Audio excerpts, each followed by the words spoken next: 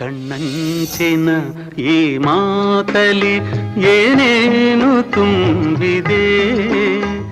ನಮಸ್ಕಾರ ವೀಕ್ಷಕರೇ, ಪಿಬಿ ಶ್ರೀ ಗಾನ ವಿಶೇಷ ಕಾರ್ಯಕ್ರಮಕ್ಕೆ ಸ್ವಾಗತ. ನಾನು ನೇತ್ರಾ ಪಾಟೀಲ್. ಕಣ್ಣಂಚಿನ ಈ ಮಾತಲಿ ಏನೇನು ತುಂಬಿದೆ. ವೀಕ್ಷಕರೇ, ಇವತ್ತು ತುಂಬಾ ವಿಶೇಷವಾದಂತಹ ದಿನ. ಯಾಕಂದ್ರೆ ಪಿಬಿ ಶ್ರೀ ಅವರ ಜನ್ಮದಿನ. ಪಿಬಿ ಶ್ರೀ ಅಂದ್ರೆ ಯಾರಿಗೆ ಗೊತ್ತಿಲ್ಲ ಹೇಳಿ. ಚಿಕ್ಕ ಮಕ್ಕಳಿಂದ ಹಿಡಿದು ವಯೋವೃದ್ಧವರೆಗೂ ಕೂಡ ಎಲ್ಲರಿಗೂ ಚಿರಪರಿಚಿತವಾದಂತಹ ಧ್ವನಿ ಪಿಬಿ ಶ್ರೀ ಅವರದ್ದು. ಎಂತಹ ನಾಯಕ ನಟನಿಗೂ ಕೂಡ ಪಿಬಿ ಶ್ರೀ ಅವರ ಧ್ವನಿಯೇ ಬೇಕಿತ್ತು. ಒಂದು ಕಾಲದಲ್ಲಿ ದೂರದರ್ಶನದಲ್ಲಿ ಆಗಿರಬಹುದು, ರೇಡಿಯೋದಲ್ಲಿ ಆಗಿರಬಹುದು, ಯಾವುದಾದ್ರೂ ಒಂದು ಧ್ವನಿ ಬರ್ತಾ ಇದೆ ಅಂದ್ರೆ ಪ್ರತಿಯೊಬ್ಬರು ಕೂಡ ಇದು ಪಿಬಿ ಶ್ರೀ ಅವರ ಗಾನ ಅನ್ನುವಂತಹ ಮಟ್ಟಿಗೆ ಎಲ್ಲರ ಜನಪ್ರಿಯತೆಯನ್ನ ಗಳಿಸಿದ್ರು. ಅವರ ಬಗ್ಗೆ ಮಾತನಾಡ್ತಾ ಅವರ ಗಾನಗಳನ್ನ ಮೆಲುಕು ಹಾಕ್ತಾ ಇವತ್ತಿನ ಕಾರ್ಯಕ್ರಮದ ಸಾರ್ಥಕವನ್ನ ಪಡೆದುಕೊಳ್ಳೋಣ. ಪಿಬಿ ಶ್ರೀ ಗಾನ ವಿಶೇಷ ಕಾರ್ಯಕ್ರಮಕ್ಕೆ ವಿಶೇಷ ಅತಿಥಿಯಾಗಿ ನಮ್ಮೊಂದಿಗಿದ್ದಾರೆ ಆರ್ ಶ್ರೀನಾಥ್ ಅವರು. ಆರ್ ಶ್ರೀನಾಥ್ ಅವರು ಪಿಬಿ ಶ್ರೀ ಅವರೊಂದಿಗೆ ಸಾಕಷ್ಟು ಒಡನಾಟದಲ್ಲಿದ್ರು. ಇವರಿಗೆ ರಾಜ್ಯ ಪ್ರಶಸ್ತಿ ಕೂಡ ದೊರಕಿದೆ. ಜೊತೆಗೆ ರಂಗಕರ್ಮಿಗಳಾಗಿ ಸಾಹಿತ್ಯ ಲೋಕದಲ್ಲೂ ಕೂಡ ಸಾಕಷ್ಟು ಹೆಸರನ್ನ ಮಾಡಿದ್ದಾರೆ. ಇವರೊಂದಿಗೆ ಇವತ್ತಿನ ಕಾರ್ಯಕ್ರಮದಲ್ಲಿ ಪಿಬಿ ಶ್ರೀ ಅವರ ಹಾಡುಗಳನ್ನ ಮೆಲುಕು ಹಾಕ್ತಾ ಅವರ ಸವಿ ನೆನಪನ್ನ ಸವಿಯೋಣ. ಅವರನ್ನ ಕಾರ್ಯಕ್ರಮಕ್ಕೆ ಸ್ವಾಗತ ಮಾಡೋಣ. ಸರ್, ಕಾರ್ಯಕ್ರಮಕ್ಕೆ ಸ್ವಾಗತ. ನಮಸ್ಕಾರ ಸರ್, ಮೊದಲಿಗೆ ನಿಜಕ್ಕೂ ನೀವೇ ಅದೃಷ್ಟವಂತರು ಅಂತ ಹೇಳ್ಬೋದು. ಯಾಕಂದ್ರೆ ಪಿಬಿ ಶ್ರೀ ಅವರನ್ನ ನೋಡಬೇಕು ಅಂತ ಲಕ್ಷಾಂತರ ಕೋಟ್ಯಾಂತರ ಜನ ಇರ್ತಾರೆ. ಅವ್ರ ಜೊತೆಗೆ ಕೆಲಸ ಮಾಡಬೇಕು ಅಂತಲೂ ಸಾಕಷ್ಟು ಜನ ಹಂಬಲಿಸ್ತಾ ಇರ್ತಾರೆ. ಅಂಥದ್ರಲ್ಲಿ ನೀವು ಸಾಕಷ್ಟು ವರ್ಷ ಅವ್ರ ಜೊತೆಗೆ ಕೆಲಸ ಮಾಡಿದ್ದೀರಾ. ಅವರ ಒಡನಾಟ ತುಂಬ ಚೆನ್ನಾಗೇ ಇತ್ತು. ಅವ್ರ ಬಗ್ಗೆ ಏನು ಹೇಳ್ತೀರಾ? ಮಾಧುರ್ಯಕ್ಕೆ ಮತ್ತೊಂದು ಹೆಸರೇ ಡಾಕ್ಟರ್ ಪಿ ಬಿ ಶ್ರೀನಿವಾಸ್. ಚಿಕ್ಕ ವಯಸ್ಸಿಂದ ನಾನು ಪಿ ಬಿ ಶ್ರೀನಿವಾಸ್ ಅವರ ಹಾಡುಗಳನ್ನು ಕೇಳ್ತಾನೆ ಬೆಳೆದವನು. ಹಾಗಾಗಿ ಆ ಹಾಡುಗಳೆಲ್ಲ ನನ್ನ ಜೀವನದ ಅವಿಭಾಜ್ಯ ಅಂಗವಾಗಿ ಬೆರೆತು ಹೋಗಿದೆ. ಅವ್ರ ಮೇಲೆ ಒಂದು ರೀತಿಯ ವಿಶೇಷವಾದಂಥ ಅಭಿಮಾನವನ್ನು, ಒಂದು ಆಸಕ್ತಿಯನ್ನು ಬೆಳೆಸ್ಕೊಂಡೇ ಬಂದಂಥ ನಾನು ಚಿಕ್ಕ ವಯಸ್ಸಿಂದನೂ ಅವ್ರ ಹಾಡುಗಳನ್ನು ಹಾಡ್ತಾ ಬಂದೆ. ಆವಾಗಿನ ಸಾಮಾಜಿಕ ಚಿತ್ರಗಳು, ಪೌರಾಣಿಕ, ಭಕ್ತಿ ಪ್ರಧಾನ ಯಾವುದೇ ಚಿತ್ರ ತೆಗೆದುಕೊಂಡ್ರೂ ಅದರಲ್ಲಿ ಪಿ ಬಿ ಶ್ರೀನಿವಾಸ್ ಅವರ ಹಾಡುಗಳು ಇದ್ದೇ ಇರ್ತಾಯಿತ್ತು. ಯಾವುದೇ ರೀತಿಯ ಯಾವುದೇ ಭಾವದ ಹಾಡುಗಳಿಗೆ ಪಿ ಬಿ ಶ್ರೀನಿವಾಸ್ ಅವರು ಅತ್ಯಂತ ಸೂಕ್ತವಾಗಿದ್ದರು. ಕನ್ನಡ ಚಿತ್ರರಂಗಕ್ಕೆ ಒಂದು ಮಾಧುರ್ಯಪೂರ್ಣ ಒಂದು ಆ ಯುಗವನ್ನು ಪಿ ಬಿ ಶ್ರೀನಿವಾಸ್ ಅವರು ತಂದುಕೊಟ್ರು ಅಂತ ಇಲ್ಲಿ ಹೇಳೋದಕ್ಕೆ ಇಷ್ಟಪಡ್ತೀನಿ. ಓಕೆ ಸರ್, ಸಾಮಾನ್ಯವಾಗಿ ಪಿಬಿ ಶ್ರೀ ಅಂದ ಮಾತ್ರಕ್ಕೆ ಎಲ್ಲರಿಗೂ ಕೂಡ ನೆನಪಾಗೋದು ಅವರ ಮಧುರ ಕಂಠ. ಎಲ್ಲ ಭಾಷೆಗಳಲ್ಲೂ ಕೂಡ ಹಾಡಿದ್ದಾರೆ. ಸಾಮಾನ್ಯವಾಗಿ ಒಂದು ಭಾಷೆಯಲ್ಲಿ ಹಾಡೋದೇ ಕಷ್ಟ. ಯಾಕಂದ್ರೆ ಆ ಭಾಷೆ ನಮಗೆ ಗೊತ್ತಿಲ್ಲ, ಯಾಕೆ ನಾವು ಆ ಭಾಷೆಗೆ ಹೋಗಿ ಹಾಡಬೇಕು ಅನ್ನುವಂತಹ ಕಲಾವಿದರೇ ಹೆಚ್ಚಿರುವಾಗ 9 ಭಾಷೆಗಳಲ್ಲೂ ಕೂಡ ಇವರು ಹಾಡಿದ್ದಾರೆ. ಸೊ ಆ ರೀತಿಯ ಒಂದು ಆ ಸ್ಫೂರ್ತಿ ಅನ್ನುವಂಥದ್ದು ಹೇಗೆ ಬಂದಿರಬಹುದು ಸರ್ ಅವರಿಗೆ? ಅವರು ಮಾತಾಡ್ತಾ ಹೇಳೋರು, I am A lover of all languages ಅಂತ. ಅವ್ರಿಗೆ ಭಾಷೆ ಬಗ್ಗೆ ಯಾವುದೇ ಹಿಂಜರಿಕೆ ಇರ್ತಿರಲಿಲ್ಲ. ಎಲ್ಲ ಭಾಷೆಗಳನ್ನು ಕಲಿಬೇಕು, ಎಲ್ಲ ಭಾಷಿಗರ ಜೊತೆಗೆ ಒಡನಾಡಬೇಕು, ಎಲ್ಲ ಭಾಷೆಯನ್ನು ಪ್ರೀತಿಸಬೇಕು ಅನ್ನೋದು ಅವರ ಮುಖ್ಯ ಉದ್ದೇಶ. ಅವರು ಮೂಲತಃ ಅವರು ಹುಟ್ಟಿದ್ದು ಕಾಕಿನಾಡ, ಆಂಧ್ರ ಪ್ರದೇಶ, ತೆಲುಗು ಮಾತೃಭಾಷೆ. ಆದರೆ ಅವರು ಬೆಳೆದಿದ್ದು ಚೆನ್ನೈನಲ್ಲಿ, ಅಂದರೆ ಅವಾಗಿನ ಮದ್ರಾಸ್, ತಮಿಳು ಒಂದು ವಾತಾವರಣದಲ್ಲಿ. ಹೆಚ್ಚಾಗಿ ಹಾಡಿದ್ದು ಕನ್ನಡದಲ್ಲಿ. ತೆಲುಗು ಚಿತ್ರರಂಗ, ತಮಿಳು ಚಿತ್ರರಂಗ, ಕನ್ನಡ ಚಿತ್ರರಂಗ, ಮಲಯಾಳಂ, ಹಿಂದಿ, ಉರ್ದು, ಸಂಸ್ಕೃತ, ಹೀಗೆ ಅನೇಕ ಭಾಷೆಗಳಲ್ಲಿ ಅವರು ಪ್ರಭುತ್ವವನ್ನು ಸಾಧಿಸಿದರು. ಹಾಡುಗಳನ್ನು ಹಾಡೋದಷ್ಟೇ ಅಲ್ಲ, ಸಾಹಿತ್ಯ ಕೂಡ ರಚಿಸಿದರು. ಸಾಹಿತ್ಯ ಅದರಲ್ಲಿ ಒಂದು ರೀತಿಯ ಒಳ್ಳೆ ಉತ್ಕೃಷ್ಟ ಮಟ್ಟದ ಕವನಗಳನ್ನು, ಕಾವ್ಯಗಳನ್ನು ಬರಿತಾಯಿದ್ರು ಅವರು. ಸುಮಾರು 2 ಲಕ್ಷ ಕಾವ್ಯಗಳು ಅವರು ಇದುವರೆಗೂ ಬರೆದಿದ್ದಾರೆ. ಹಾಗಾಗಿ ಅವ್ರಿಗೆ ಭಾಷೆ ಬಗ್ಗೆ ಯಾವುದೂ ದ್ವೇಷನೇ ಇರಲಿಲ್ಲ. ಎಲ್ಲರನ್ನೂ ಪ್ರೀತಿಸು ಅಂತಲೇ ಅವ್ರು ಹೇಳ್ತಾ ಇದ್ದಿದ್ದು. ಎಲ್ಲರೂ ಅವ್ರನ್ನ ಪ್ರೀತಿಸ್ತಾ ಇದ್ರು, ಅವರು ಎಲ್ಲರನ್ನೂ ಪ್ರೀತಿಸ್ತಾ ಇದ್ರು. ಇದು ಅವರ ವಿಶೇಷ. ನೀವು ಅವ್ರ ಜೊತೆ ಸಾಕಷ್ಟು ವರ್ಷಗಳಲ್ಲಿ ಜೊತೆಯಾಗಿದ್ದೀರಿ. ಅವರ ಕೆಲಸ ಹೇಗಿತ್ತು ಅಂತ ನೋಡಿದ್ದೀರಿ. ಸೊ ಒಟ್ಟಾರೆಯಾಗಿ ಪಿ ಬಿ ಶ್ರೀ ಅಂದರೆ ಅವರ ಲೈಫ್ ಸ್ಟೈಲ್ ಯಾವ ರೀತಿ ಇತ್ತು ಸರ್? ನಾನು ಅವ್ರ ಜೊತೆ ಈ ಪುಸ್ತಕ ಬರೆಯುವಂಥ ಸಂದರ್ಭದಲ್ಲಿ ಒಂದು 5 ವರ್ಷ ಅವ್ರ ಜೊತೆ ಒಡನಾಡಿದೆ. ಅಂದರೆ ನಾನು ಬೆಂಗಳೂರಿಂದ ಚೆನ್ನೈಗೆ ಹೋಗೋದು, 2 ದಿವಸ 3 ದಿವಸ ಅಲ್ಲೇ ವಾಸ್ತವ್ಯ ಹೂಡಿ ಅವ್ರ ಜೊತೆ ಮಾತಾಡಿ ಅವರ ಅನುಭವಗಳನ್ನೆಲ್ಲ ತೆಗೆದುಕೊಂಡು ಅದನ್ನು ಬೆಂಗಳೂರಿಗೆ ಬಂದು ನಾನು ಅಕ್ಷರ ರೂಪದಲ್ಲಿ ಇಳಿಸ್ತಾ ಇದ್ದೆ. ಆ ಸಂದರ್ಭದಲ್ಲಿ ಅವರು ಸಕ್ರಿಯರಾಗಿ ಏನಿರಲಿಲ್ಲ, ಚಲನಚಿತ್ರರಂಗದಲ್ಲಿ ಹಾಡ್ತಿರಲಿಲ್ಲ, ಬಟ್ ಸಾಹಿತ್ಯದಲ್ಲಿ ಅವರು ತೊಡಗಿಸ್ಕೊಂಡಿದ್ರು. ತುಂಬ ಕವನಗಳು ಬರೀತಾಯಿದ್ರು. ಅವ್ರದ್ದು ಇನ್ನೊಂದು ವಿಶೇಷ ಅಂದರೆ ಅವರು ಕೂತ್ ಕಡೆ ಯಾವ್ದಾರ ಸಭೆ ಸಮಾರಂಭಕ್ಕೆ ಹೋದರೆ ಆ ಮುಖ್ಯ ವ್ಯಕ್ತಿ ಯಾರ್ದಾನ ಇದ್ದರೆ ಅವ್ರ ಬಗ್ಗೆನೇ ಒಂದು ಕವನ ಬರೆದ್ಬಿಡೋರು. ಅದರಲ್ಲಿ 2ನೇ ಅಕ್ಷರ 3ನೇ ಅಕ್ಷರ ಅವ್ರ ಕುರಿತಾಗಿರ್ತಾಯಿತ್ತು. ಅದನ್ನು ಅವರಲ್ಲಿ ಓದೋರು. ಹಾಗೆ ಆಶು ಅಲ್ಲೇ ಆ ಸ್ಥಳದಲ್ಲೇ ಕೂತು ಮಾಡ್ತಾಯಿದ್ರು. ಈ ರೀತಿ ಸಾಹಿತ್ಯ ಮಾಡ್ತಿದ್ದರೆ ಹೊರತು ಚಿತ್ರರಂಗದಲ್ಲಿ ಹೆಚ್ಚು ಅವ್ರಿಗೆ ಕೆಲಸ ಇರಲಿಲ್ಲ. ಹಾಗಾಗಿ ನಾನು ಅವ್ರ ಹತ್ರ ಮಾತಾಡಿದಾಗ ಬಿಡುವಾಗಿ ಸಿಕ್ಕೋರು.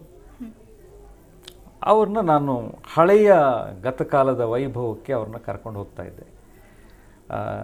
ನೀವು ಚಿತ್ರರಂಗಕ್ಕೆ ಬಂದಿದ್ದು ಹೇಗೆ, ಆಮೇಲೆ ನಿಮಗೆ ಸಂಗೀತದಲ್ಲಿ ಆಸಕ್ತಿ ಹೇಗೆ ಮೂಡ್ತು, ಹೀಗೆ ಅದೆಲ್ಲ ಕೇಳ್ತಾ ಕೇಳ್ತಾ ಕೇಳ್ತಾ ಅದು ನಮಗೊಂಥರ ಕುತೂಹಲ. ನಾವೆಲ್ಲ ಅವರ ಹಾಡುಗಳನ್ನು ಕೇಳಿ ಬೆಳೆದವರು. ಅವರ ಹಿನ್ನೆಲೆ ಏನು ಕೇಳ್ಕೋಬೇಕು, ಅವರ ಧ್ವನಿಯ ರಹಸ್ಯ ಏನು ಕೇಳ್ಕೋಬೇಕು. ಅದೊಂದು ರೀತಿ ಯಾರಿಗೂ ಅನುಕರಣೆ ಮಾಡಲಾಗದಂಥ ಒಂದು ಧ್ವನಿ ಅವ್ರದ್ದು, ಪಿ ಬಿ ಶ್ರೀನಿವಾಸ್ ಅವ್ರದ್ದು. ಸೊ ಆಮೇಲೆ ನಮಗೆ ಹೆಚ್ಚು ಆತ್ಮೀಯರಾಗ್ತಾ ಹೋದರು. ಅವರು ಒಂದೊಂದಾಗಿ ಅನುಭವಗಳನ್ನ ನಮ್ಮೊಂದಿಗೆ ಹೇಳ್ತಾ ಬಂದರು. ಅದು ಒಂದು ಒಳ್ಳೆಯ ಅನುಭವ ನನಗೆ ಆವಾಗ ಸಿಕ್ಕಿತ್ತು. ಸರ್, ನೀವು ಹೇಳ್ತಾ ಇದ್ರಿ ಪಿ ಬಿ ಶ್ರೀ ಅವರ ಹಿನ್ನೆಲೆ ಮತ್ತು ಅವರ ಆಸಕ್ತಿಯನ್ನು ತಿಳಿದುಕೊಳ್ಳೋದಕ್ಕೆ ತುಂಬ ಕಾತುರರಾಗಿ ಕಾಯ್ತಾ ಇದ್ವಿ, ಅದ್ರ ಬಗ್ಗೆ ಅವ್ರ ಜೊತೆ ಮಾತನಾಡಿದ್ವಿ ಅಂತ ಹೇಳಿ. ನಿಜಕ್ಕೂ ಈಗ ನಮಗೂ ಕೂಡ ಒಂದು ಕುತೂಹಲ ಮೂಡ್ತಾ ಇದೆ. ಯಾಕಂದರೆ ಮೊದಲು ಅವರು BA ವಿದ್ಯಾಭ್ಯಾಸವನ್ನು ಮುಗಿಸ್ತಾರೆ, ತದನಂತರ ಕಾನೂನು ವ್ಯಾಸಂಗವನ್ನು ಮಾಡ್ತಾರೆ. ಯಾವುದೋ ಒಂದು ಪ್ರೋಗ್ರಾಮ್ನಲ್ಲಿ ವಾದ್ಯವೃಂದ ನೋಡ್ಕೊಳ್ಳೋದಕ್ಕೆ ಅಂತ ಬಂದವರು ಇಷ್ಟು ದೊಡ್ಡ ಮಟ್ಟಿಗೆ ಒಂದು ಗಾಯನ ಲೋಕದಲ್ಲಿ ಹೆಸರನ್ನು ಮಾಡ್ತಾರೆ. ಇದು ಹೇಗೆ ಸಾಧ್ಯ ಆಯಿತು? ಆಸಕ್ತಿ ಹೇಗೆ ಬಂತಂತೆ ಅವರಿಗೆ? ಪಿ ಬಿ ಶ್ರೀನಿವಾಸ್ ಅವ್ರಿಗೆ ಚಿಕ್ಕ ವಯಸ್ಸಿಂದನೂ ಸಂಗೀತದ ಬಗ್ಗೆ ಆಸಕ್ತಿ. ಯಾಕೆಂದರೆ ಅವ್ರ ತಾಯಿ ತುಂಬ ಚೆನ್ನಾಗಿ ಹಾಡೋದು, ಮನೆಯಲ್ಲಿ ದೇವ್ರ ನಾಮಗಳು ಅದೆಲ್ಲ. ಆಮೇಲೆ ಮನೆಯಲ್ಲಿ ಭಜನೆಗಳಾಗ್ತಾಯಿತ್ತು, ಅಕ್ಕಪಕ್ಕದ ಹೆಂಗಸರುಗಳೆಲ್ಲ ಬರ್ತಾಯಿದ್ರು, ಆ ಭಜನೆಗಳನ್ನೆಲ್ಲ ಕೇಳ್ತಾಯಿದ್ರು. ಆಮೇಲೆ ಅವ್ರ ಕೌಟುಂಬಿಕ ಹಿನ್ನೆಲೆಯಲ್ಲಿ ಸಂಗೀತ ಬಹುಮುಖ್ಯ ಪಾತ್ರನ ವಹಿಸಿದೆ. ಇವರ ಸೋದರ ಸಂಬಂಧಿ ಅವರು ಒಳ್ಳೆ ತಬಲಾ ವಾದಕರು, ರಂಗಭೂಮಿನಲ್ಲಿ ಹೆಸರಾದಂಥವ್ರು.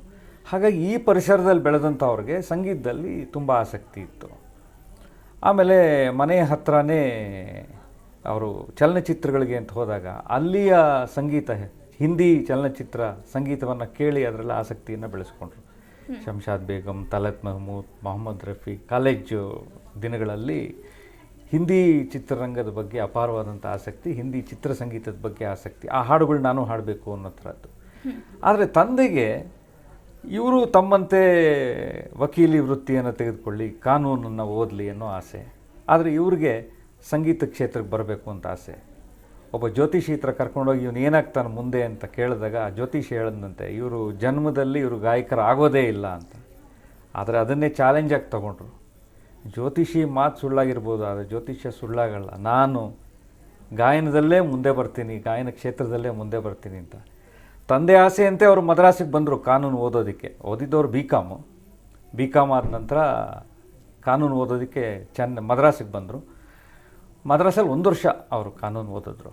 ಆದರೆ ಅಲ್ಲಿ ಜಮಿನಿ ಸ್ಟುಡಿಯೋಸ್ ಅಂತ, ಅಲ್ಲಿಗೊಂದು ಸತಿ ಭೇಟಿ ಕೊಟ್ಟರು. ಇವರ ಫ್ಯಾಮಿಲಿ ಫ್ರೆಂಡು ಯಾರು ಏಮನಿ ಶಂಕರಶಾಸ್ತ್ರಿ ಅಂತ, ಅವರಲ್ಲಿ ಸಂಗೀತ ವಿಭಾಗದ ಮುಖ್ಯಸ್ಥರು. ಇವ್ರು ಹಾಡೋದೆಲ್ಲ ಗೊತ್ತಿತ್ತು ಅವ್ರಿಗೆ. ಇಲ್ಲಿ ಒಂದು ಹಾಡು ಅಂದರು. ಅಲ್ಲಿ SS ವಾಸನ್ ಅಂತೆಲ್ಲ ಇದ್ದರು ಮುಖ್ಯಸ್ಥರು. ಅವರೆದುರು ಇವರು ಹಾಡಿದ್ರು. ವಾಸನ್ ಅವ್ರಿಗೆ ಭಾಳ ಖುಷಿಯಾಗೋಯ್ತು ಇವ್ರ ಹಾಡನ್ನು ಕೇಳಿ. ಇವ್ರ ಹಾಡನ್ನು ಕೇಳಿದ್ರೆ ಒಳ್ಳೆ ಕಲ್ಲುಗಳು ಕರಗುತ್ತೆ ಇವರದ್ದು ರಾಗಾಲಾಪನೆಯನ್ನು ಕೇಳಿದ್ರೆ ಅನ್ನೋಂಥ ಒಂದು ಶಿಫಾರಸನ್ನು ಕೂಡ ಕೊಟ್ಬಿಟ್ರು. ಆಮೇಲೆ ಏನಾಯಿತು, ಆವಾಗ ಹಿಂದಿ ಚಿತ್ರಗಳು ಮದ್ರಾಸಲ್ಲಿ ತೆಗಿತಾಯಿದ್ರು. ಆವಾಗ ಇವ್ರಿಗೆ ಹಿಂದಿ ವಿಶಾರದ ಬೇರೆ, ಇವ್ರು ಹಿಂದಿ ಚೆನ್ನಾಗಿ ಗೊತ್ತಿದ್ದರಿಂದ ಕೆಲವು ಹಾಡುಗಳನ್ನು PBS ಕೆಲವು ಹಾಡಿಸ್ತಾಯಿದ್ರು. ಅದರಲ್ಲಿ ಮಿಸ್ಟರ್ ಸಂಪತ್ ಅಂತ ಒಂದು ಸಿನಿಮಾ, ಆ ಸಿನಿಮಾದಲ್ಲಿ ಕಬೀರ್ ದೋಹಾಗಳು ಕೆಲವನ್ನ ಇವರು ಹಾಡಿದ್ರು. ಅದು ಇವರ ಮೊದಲ ಹೆಜ್ಜೆ ಚಿತ್ರರಂಗಕ್ಕೆ.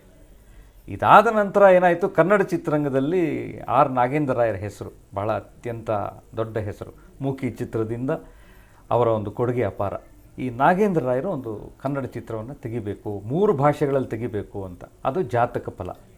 ಆ ಚಿತ್ರಕ್ಕೆ ಒಬ್ಬ ಹೊಸ ಹಿನ್ನೆಲೆ ಗಾಯಕನನ್ನು ಪರಿಚಯಿಸಬೇಕು ಅನ್ನೋ ಆಸೆ. ಅವರು ಬಂದು ವಾಸನ್ ಅವ್ರನ್ನ ಕೇಳಿದ್ರು, ಒಬ್ಬ ಹೊಸ ಹಿನ್ನೆಲೆ ಗಾಯಕ ಯಾರ ಇದ್ದಾರಾ ಅಂತ. ತಕ್ಷಣ ಅವ್ರಿಗೆ ಅವ್ರ ಸ್ಟುಡಿಯೋದಲ್ಲೇ ಇದ್ದಂಥ PBS ಅವ್ರನ್ನ ಪರಿಚಯ ಮಾಡಿಕೊಟ್ರು. PBS ಅವರ ಧ್ವನಿನ ಕೇಳಿ ನಾಗೇಂದ್ರ ರಾಯರು ಭಾಳ ಇಷ್ಟಪಟ್ಟರು. ಅವ್ರನ್ನ ಜಾತಕ ಫಲ ಚಿತ್ರಕ್ಕೆ ಹಿನ್ನೆಲೆ ಗಾಯಕರಾಗಿ ಆಯ್ಕೆ ಮಾಡಿಕೊಂಡ್ರು. 2 ಸೋಲೋ ಅದರಲ್ಲಿ. ಚಿಂತಿಸದಿರು ರಮಣಿ, ಚಿಂತಿಸದಿರು ರಮಣಿ ಅಂತ ಒಂದು ಸಾಂಗು, ಅದು ಮೊದಲನೇ ಗೀತೆ. ಈ ಮೂಢತನವಿದೇಕೆ, ಈ ಮೂಢತನವಿದೇಕೆ ಅಂತ ಇನ್ನೊಂದು ಸಾಂಗು. ಇವೆರಡು ಸೋಲೋ ಸಾಂಗ್ಸು. ಇದೇನೇ ತೆಲುಗು ಮತ್ತು ತಮಿಳ್ನಲ್ಲೂ solo song P B Srinivas ಅವರು ಹಾಡಿದ್ರು. ಹಾಗಾಗಿ ಏಕಕಾಲಕ್ಕೆ 3 ಭಾಷೆಗಳಲ್ಲಿ ಹಿನ್ನೆಲೆ ಗಾಯಕರಾಗಿ ಪರಿಚಯಗೊಂಡಂಥ ಏಕಮಾತ್ರ ಹಿನ್ನೆಲೆ ಗಾಯಕ ಡಾಕ್ಟರ್ ಪಿ ಬಿ ಶ್ರೀನಿವಾಸ್. ಅಲ್ಲಿಂದ ಕನ್ನಡದಲ್ಲಿ ಅವರಿಗೆ ಅವಕಾಶಗಳು ಬಂತು. ನಾಗೇಂದ್ರ ರಾಯರ 2ನೇ ಸಿನಿಮಾ ಆದರ್ಶ ಸತಿ, ಅದರಲ್ಲಿ ನಾಗೇಂದ್ರ ರಾಯರಿಗೋಸ್ಕರನೇ ಒಂದು ಹಾಡನ್ನು ಹಾಡಿದ್ರು. ಅದು ಇವರು ಭಾಳ ಚೆನ್ನಾಗಿ ಅದನ್ನು ಕೃತಜ್ಞತೆಯಿಂದ ಹೇಳ್ಕೊತಾರೆ. ನನ್ನನ್ನು ಪರಿಚಯಿಸಿದಂಥವ್ರಿಗೆ ನಾನು ವಾಯ್ಸ್ ಕೊಟ್ಟಿದ್ದೀನಿ ಚಿತ್ರದಲ್ಲಿ ಅಂಥೇಳಿ ಆದರ್ಶ ಸತಿ. ಆಮೇಲೆ ನಂತರ ಅದು ಬೆಳೀತಾ ಬಂತು. ಸರ್, ಪಿ ಬಿ ಶ್ರೀ ಅವರು ಸಾವಿರಾರು ಗೀತೆಗಳನ್ನು ಹಾಡಿದ್ದಾರೆ. ಅಷ್ಟು ಅಪಾರ ಗೀತೆಗಳಲ್ಲಿ ಯಾವ ಹಾಡನ್ನು ಮೊದಲಿಗೆ ಹೇಳೋಕೆ ಇಷ್ಟಪಡ್ತೀರಾ? ಪಿ ಬಿ ಶ್ರೀನಿವಾಸ್ ಅವರ ಹಾಡುಗಳಲ್ಲಿ ಆಯ್ಕೆ ಮಾಡೋದು ಭಾಳ ಕಷ್ಟ. ಯಾಕಂದರೆ ಅವರ ಸಕ್ಸಸ್ ರೇಟ್ ತುಂಬ ಜಾಸ್ತಿ. ಅವರು ಹಾಡಿರೋ ಹಾಡುಗಳೆಲ್ಲ ಭಾಳ ಮಧುರವಾಗಿರೋದ್ರಿಂದ ಎಲ್ಲ ಹಾಡು ಚೆನ್ನ ಅಂತ ಹೇಳ್ಬೋದು. ಆದರೆ ಒಂದು ಕಾರ್ಯಕ್ರಮದ ದೃಷ್ಟಿಯಿಂದ ನೋಡೋದಾದರೆ, ಮತ್ತು ಈಗ ಸೆಪ್ಟೆಂಬರು, ಇನ್ನು ಅಕ್ಟೋಬರ್ ಕಳೆದ್ರೆ ನವಂಬರ್ ಅಂದರೆ ಕನ್ನಡ ರಾಜ್ಯೋತ್ಸವ. ಆವಾಗ ಕನ್ನಡತನದ ಬಗ್ಗೆ ಬಂದಂಥ ಗೀತೆಗಳನ್ನು ಲೆಕ್ಕ ಹಾಕ್ಕೊಳ್ತಾ ಹೋದರೆ 1960ರಲ್ಲಿ ನಾಗೇಂದ್ರ ರಾಯರು ಒಂದು ಚಿತ್ರ ತಯಾರು ಮಾಡಿದ್ರು, ವಿಜಯನಗರದ ವೀರಪುತ್ರ ಅಂತ. ಅದರಲ್ಲಿ ಅವರು ಅಭಿನಯಿಸಿದರು. ಜೊತೆಗೆ ಅವರ ಮಗ RN ಸುದರ್ಶನ್ ನಾಯಕ ನಟರಾಗಿ ಪರಿಚಯಿಸಿದ್ರು. ಇನ್ನೊಬ್ಬ ಮಗ RN ಜೈಗೋಪಾಲ್ ಅವರು ಸಾಹಿತ್ಯವನ್ನು ರಚನೆ ಮಾಡಿದ್ರು. ಸೊ ಇದೊಂಥರ ಒಳ್ಳೆಯ ಸಂಗಮ. ಈ ಒಂದು ಚಿತ್ರದಲ್ಲಿ ಆ ನಾಯಕ ನಟನ ಎಂಟ್ರಿಯನ್ನು ಈ ಪಿ ಬಿ ಶ್ರೀನಿವಾಸ್ ಅವರ ಹಾಡಿನ ಮೂಲಕ ತೋರಿಸ್ತಾರೆ. ಅಪಾರ ಕೀರ್ತಿ ಗಳಿಸಿ ಮೆರೆದ ಭವ್ಯ ನಾಡಿದು ಅಂತ.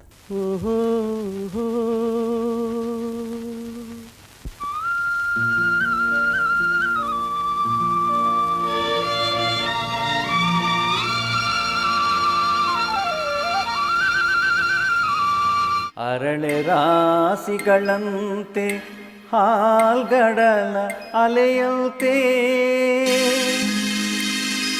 ಆಗಸದೆ ತೇಲುತ್ತಿದೆ ಮೋಡ, ನೆರೆನೋಟ ಹರಿದಂತೆ ಪಸರಿಸಿಹ ಗಿರಿಪಂಕ್ತಿ,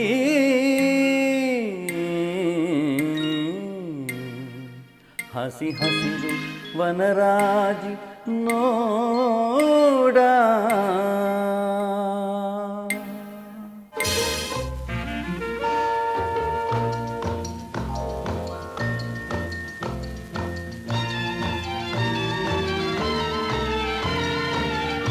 ಅಪಾರ ಕೀರ್ತಿ ಗಳಿಸಿ ಮೆರವ ಭವ್ಯ ನಾಡಿದು, ಕರ್ನಾಟವಿದುವೆ ನೃತ್ಯ ಶಿಲ್ಪ ಕಲೆಯ ಬೀಡಿದು.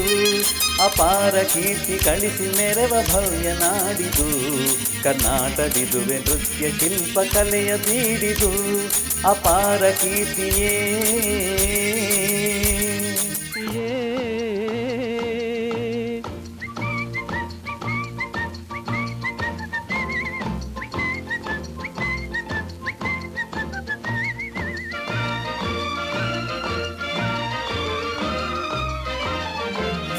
ಮಾತೆ ತುಂಗಭದ್ರೆ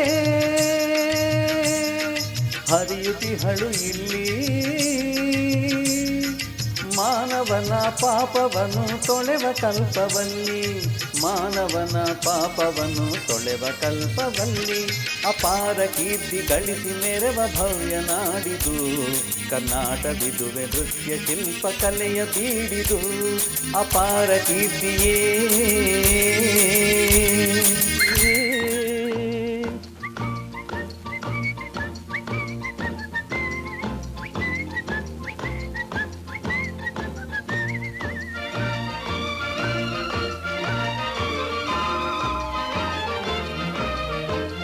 ದೇವ ವಿರೂಪಾಕ್ಷ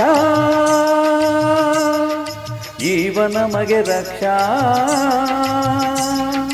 ಜೀವಿಗೆ ತಾ ನೀಡುವನು ಧರ್ಮದ ದೀಕ್ಷಾ, ಜೀವಿಗೆ ತಾ ನೀಡುವನು ಧರ್ಮದ ದೀಕ್ಷಾ. ಅಪಾರ ಕೀರ್ತಿ ಗಳಿಸಿ ಮೆರವ ಭವ್ಯ ನಾಡಿದು, ಕರ್ನಾಟವಿದುವೆ ನೃತ್ಯ ಶಿಲ್ಪ ಕಲೆಯ ಬೀಡಿದು. ಅಪಾರ ಕೀರ್ತಿಯೇ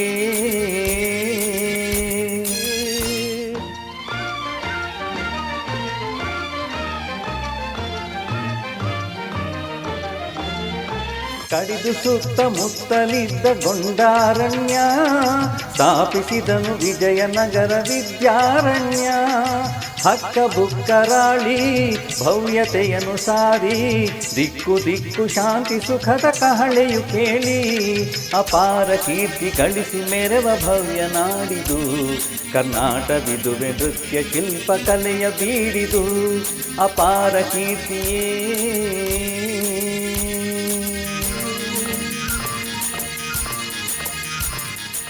ವೀಕ್ಷಕರೇ, ಒಂದು ಸುಂದರವಾದ ಹಾಡನ್ನ ಕೇಳಿದ್ವಿ. ಇನ್ನು ಪ್ರತಿವಾದಿ ಭಯಂಕರ ಶ್ರೀನಿವಾಸ್ ಅವ್ರ ಬಗ್ಗೆ ಇನ್ನಷ್ಟು ಮಾತಾಡೋದಿದೆ. ಆ ಮಾತುಗಳನ್ನ ಮುಂದುವರಿಸ್ತೀವಿ ಈ ಬ್ರೇಕ್ ಆದ್ಮೇಲೆ.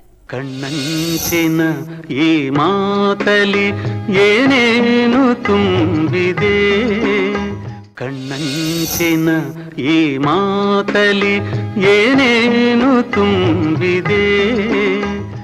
ವಿರಾಮದ ಬಳಿಕ ಪಿ.ಬಿ. ಶ್ರೀಗಾನ ವಿಶೇಷ ಕಾರ್ಯಕ್ರಮಕ್ಕೆ ಸ್ವಾಗತ.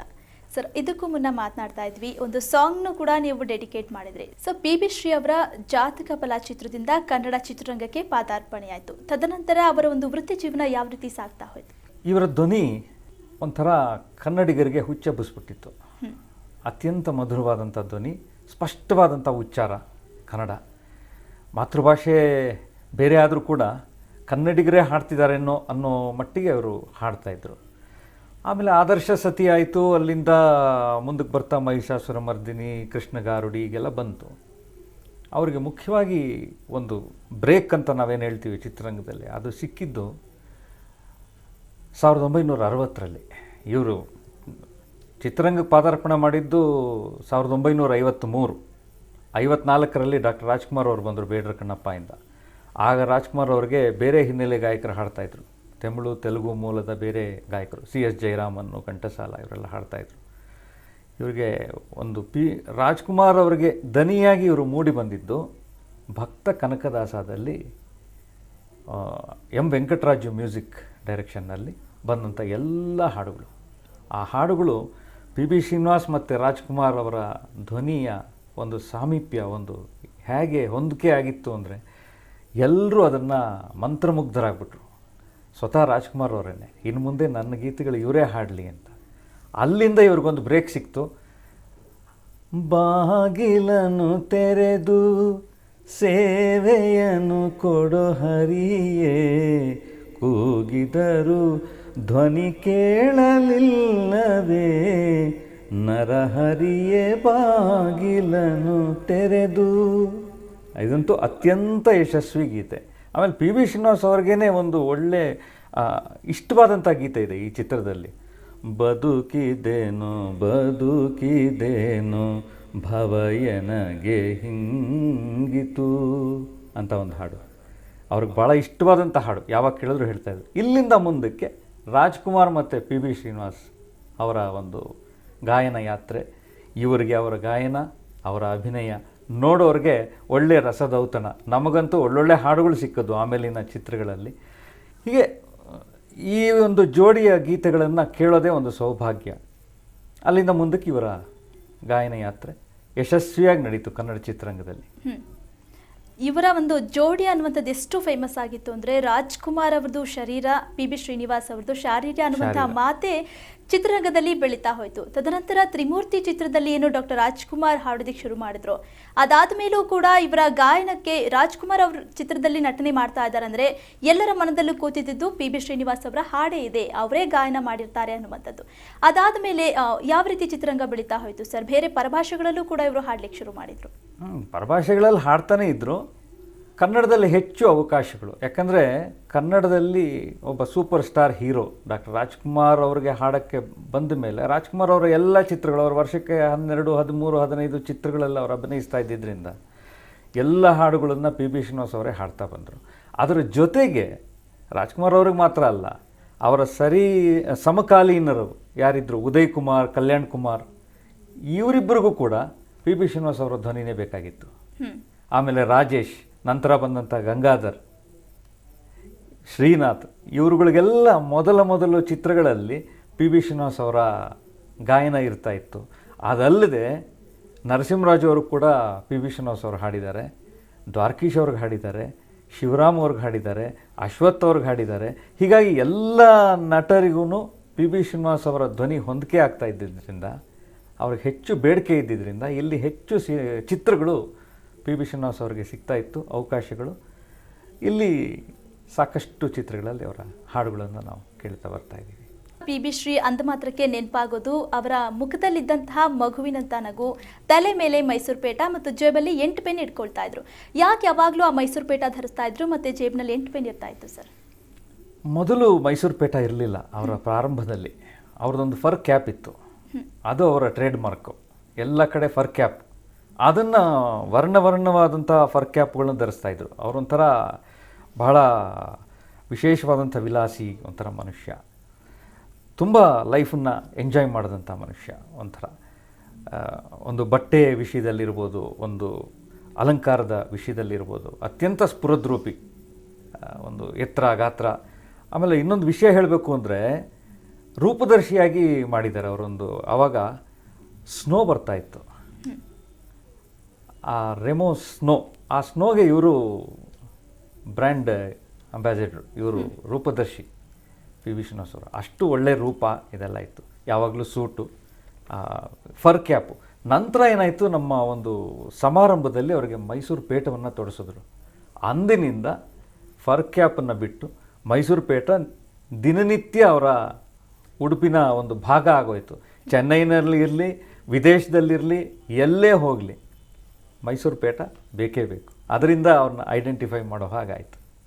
ಓಕೆ, ಆ 8 ಪೆನ್ ಏನಕ್ಕೆ ಇಟ್ಕೊಳ್ತಾ ಇದ್ರು? 8 ಪೆನ್ನು 8 ಭಾಷೆಗಳ ಒಂದು ಸಂಕೇತ. ಆಯಾಯ ಭಾಷೆ ಬರೀಬೇಕಾದ್ರೆ ಅದರಲ್ಲೇ ಬರೆಯೋರು. ಉದಾಹರಣೆಗೆ 4ನೇ ಸಂಖ್ಯೆ ಅವ್ರಿಗೆ ಅತ್ಯಂತ ಪ್ರಿಯ. 4ನೇ ಸಂಖ್ಯೆ ಪೆನ್ನನ್ನು ಬಳಸಿದ್ರು ಅಂದರೆ ಅದರಲ್ಲಿ ಕನ್ನಡ, ಹಾಗೆ. ಮೊದಲನೇ ಪೆನ್ನು ತೆಲುಗುಗೆ, ಹೀಗೆ. ಅದಕ್ಕೆಲ್ಲ ಒಂದೊಂದು ಅರ್ಥಗಳಿತ್ತು. ಅದನ್ನು ನಾನು ಕೇಳಿದ್ದೆ. ಪೆನ್ ಬಗ್ಗೆ ಬಹಳ ಒಂದು ಆಸಕ್ತಿ. ಎಲ್ಲೇ ಹೋದರೂ ಪೆನ್ನುಗಳ ಸಂಗ್ರಹಣೆ ಜಾಸ್ತಿ ಮಾಡ್ತಾಯಿದ್ರು. ಪೆನ್ನುಗಳ ವ್ಯಾಮೋಹನೂ ತುಂಬ ಜಾಸ್ತಿ, ಎಷ್ಟೇ ಬೆಲೆ ಇರಲಿ ತಗೊಳ್ಳೋದು. ಪಿ ಬಿ ಶ್ರೀನಿವಾಸ್ ಅವರು ಹಾಡಿರುವಂತಹ ಸಾಕಷ್ಟು ಗೀತೆಗಳು ಎಲ್ಲರನ್ನೂ ಕೂಡ ಅಚ್ಚುಮೆಚ್ಚುಗೊಳಿಸಿದೆ. ಅದರಲ್ಲಿ ಕುಲವಧು ಅನ್ನುವಂಥ ಚಿತ್ರದಲ್ಲಿರುವಂತಹ ಒಲವಿನ ಪ್ರಿಯಲತೆ ಸಾಂಗ್ ಕೂಡ ಒಂದು. ಸೊ ಆ ಗೀತೆ ನಮ್ಮೆಲ್ಲರಿಗೋಸ್ಕರ ಹಾಡ್ಬೇಕು ನೀವೇ. ಖಂಡಿತ. ಜಿ ಕೆ ವೆಂಕಟೇಶ್ ಅವರ ಅತ್ಯಂತ ಮಧುರವಾದಂಥ ಸ್ವರ ಸಂಯೋಜನೆ, ಕಣಗಾಲ್ ಪ್ರಭಾಕರ ಶಾಸ್ತ್ರಿ ಅವರ ರಚನೆ ಇದು. ಕುಲವಧುನಲ್ಲಿ ಒಲವಿನ ಪ್ರಿಯಲತೆ ಸಾಂಗ್. ಒಲವಿನ ಪ್ರಿಯಲತೆ ಅವಳದೇ ಚಿಂತೆ, ಅವಳ ಮಾತೆ ಮಧುರ ಗೀತೆ, ಅವಳೆಯನ್ನ ದೇವತೆ.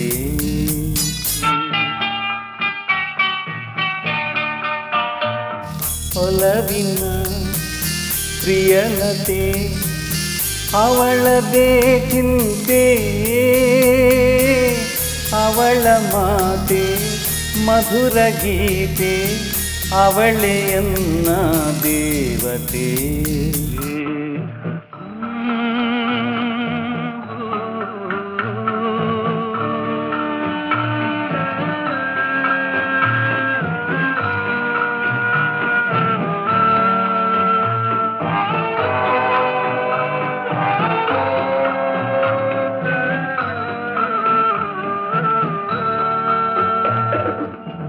ಮರೆಯದಂಥ ಪ್ರೇಮ ರಾಶಿ ಹೃದಯದಾಶಾ ರೂಪಸಿ,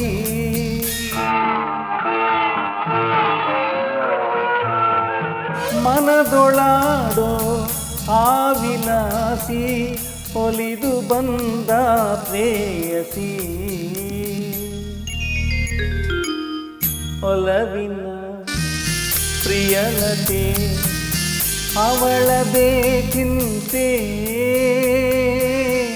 ಅವಳ ಮಾತೆ ಮಧುರ ಗೀತೆ, ಅವಳೆಯನ್ನ ದೇವತೆ. ಓ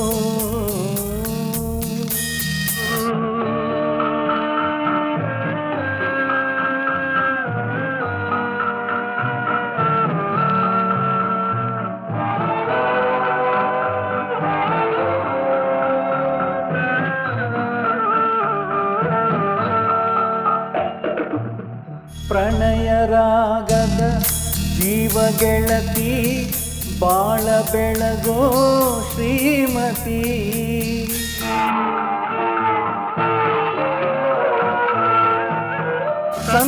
ಮಾತಿನ ಸರಸಗಾತಿ ಕನ್ನಡಾಂಬೆಯ ಕುಲಸತಿ ಒಲವಿನ ಪ್ರಿಯಲತೆ ಅವಳದೇ ಚಿಂತೆ ಅವಳ ಮಾತೆ ಮಧುರ ಗೀತೆ ಅವಳೆಯನ್ನ ದೇವತೆ ಓ ವೀಕ್ಷಕರೇ, ನೋಡಿದ್ರಲ್ವಾ ಪಿ.ಬಿ. ಶ್ರೀ ಅವರ ಕಂಠದಿಂದ ಹೊರಬಂದಂತಹ ಒಲವಿನ ಪ್ರಿಯಲತೆ ಅನ್ನುವಂತಹ ಸಾಂಗ್ ನಮ್ಮ ಆರ್ ಶ್ರೀನಾಥ್ ಅವರು ಎಷ್ಟು ಸುಗಮವಾಗಿ ಹಾಡಿದ್ರು ಅಂತ.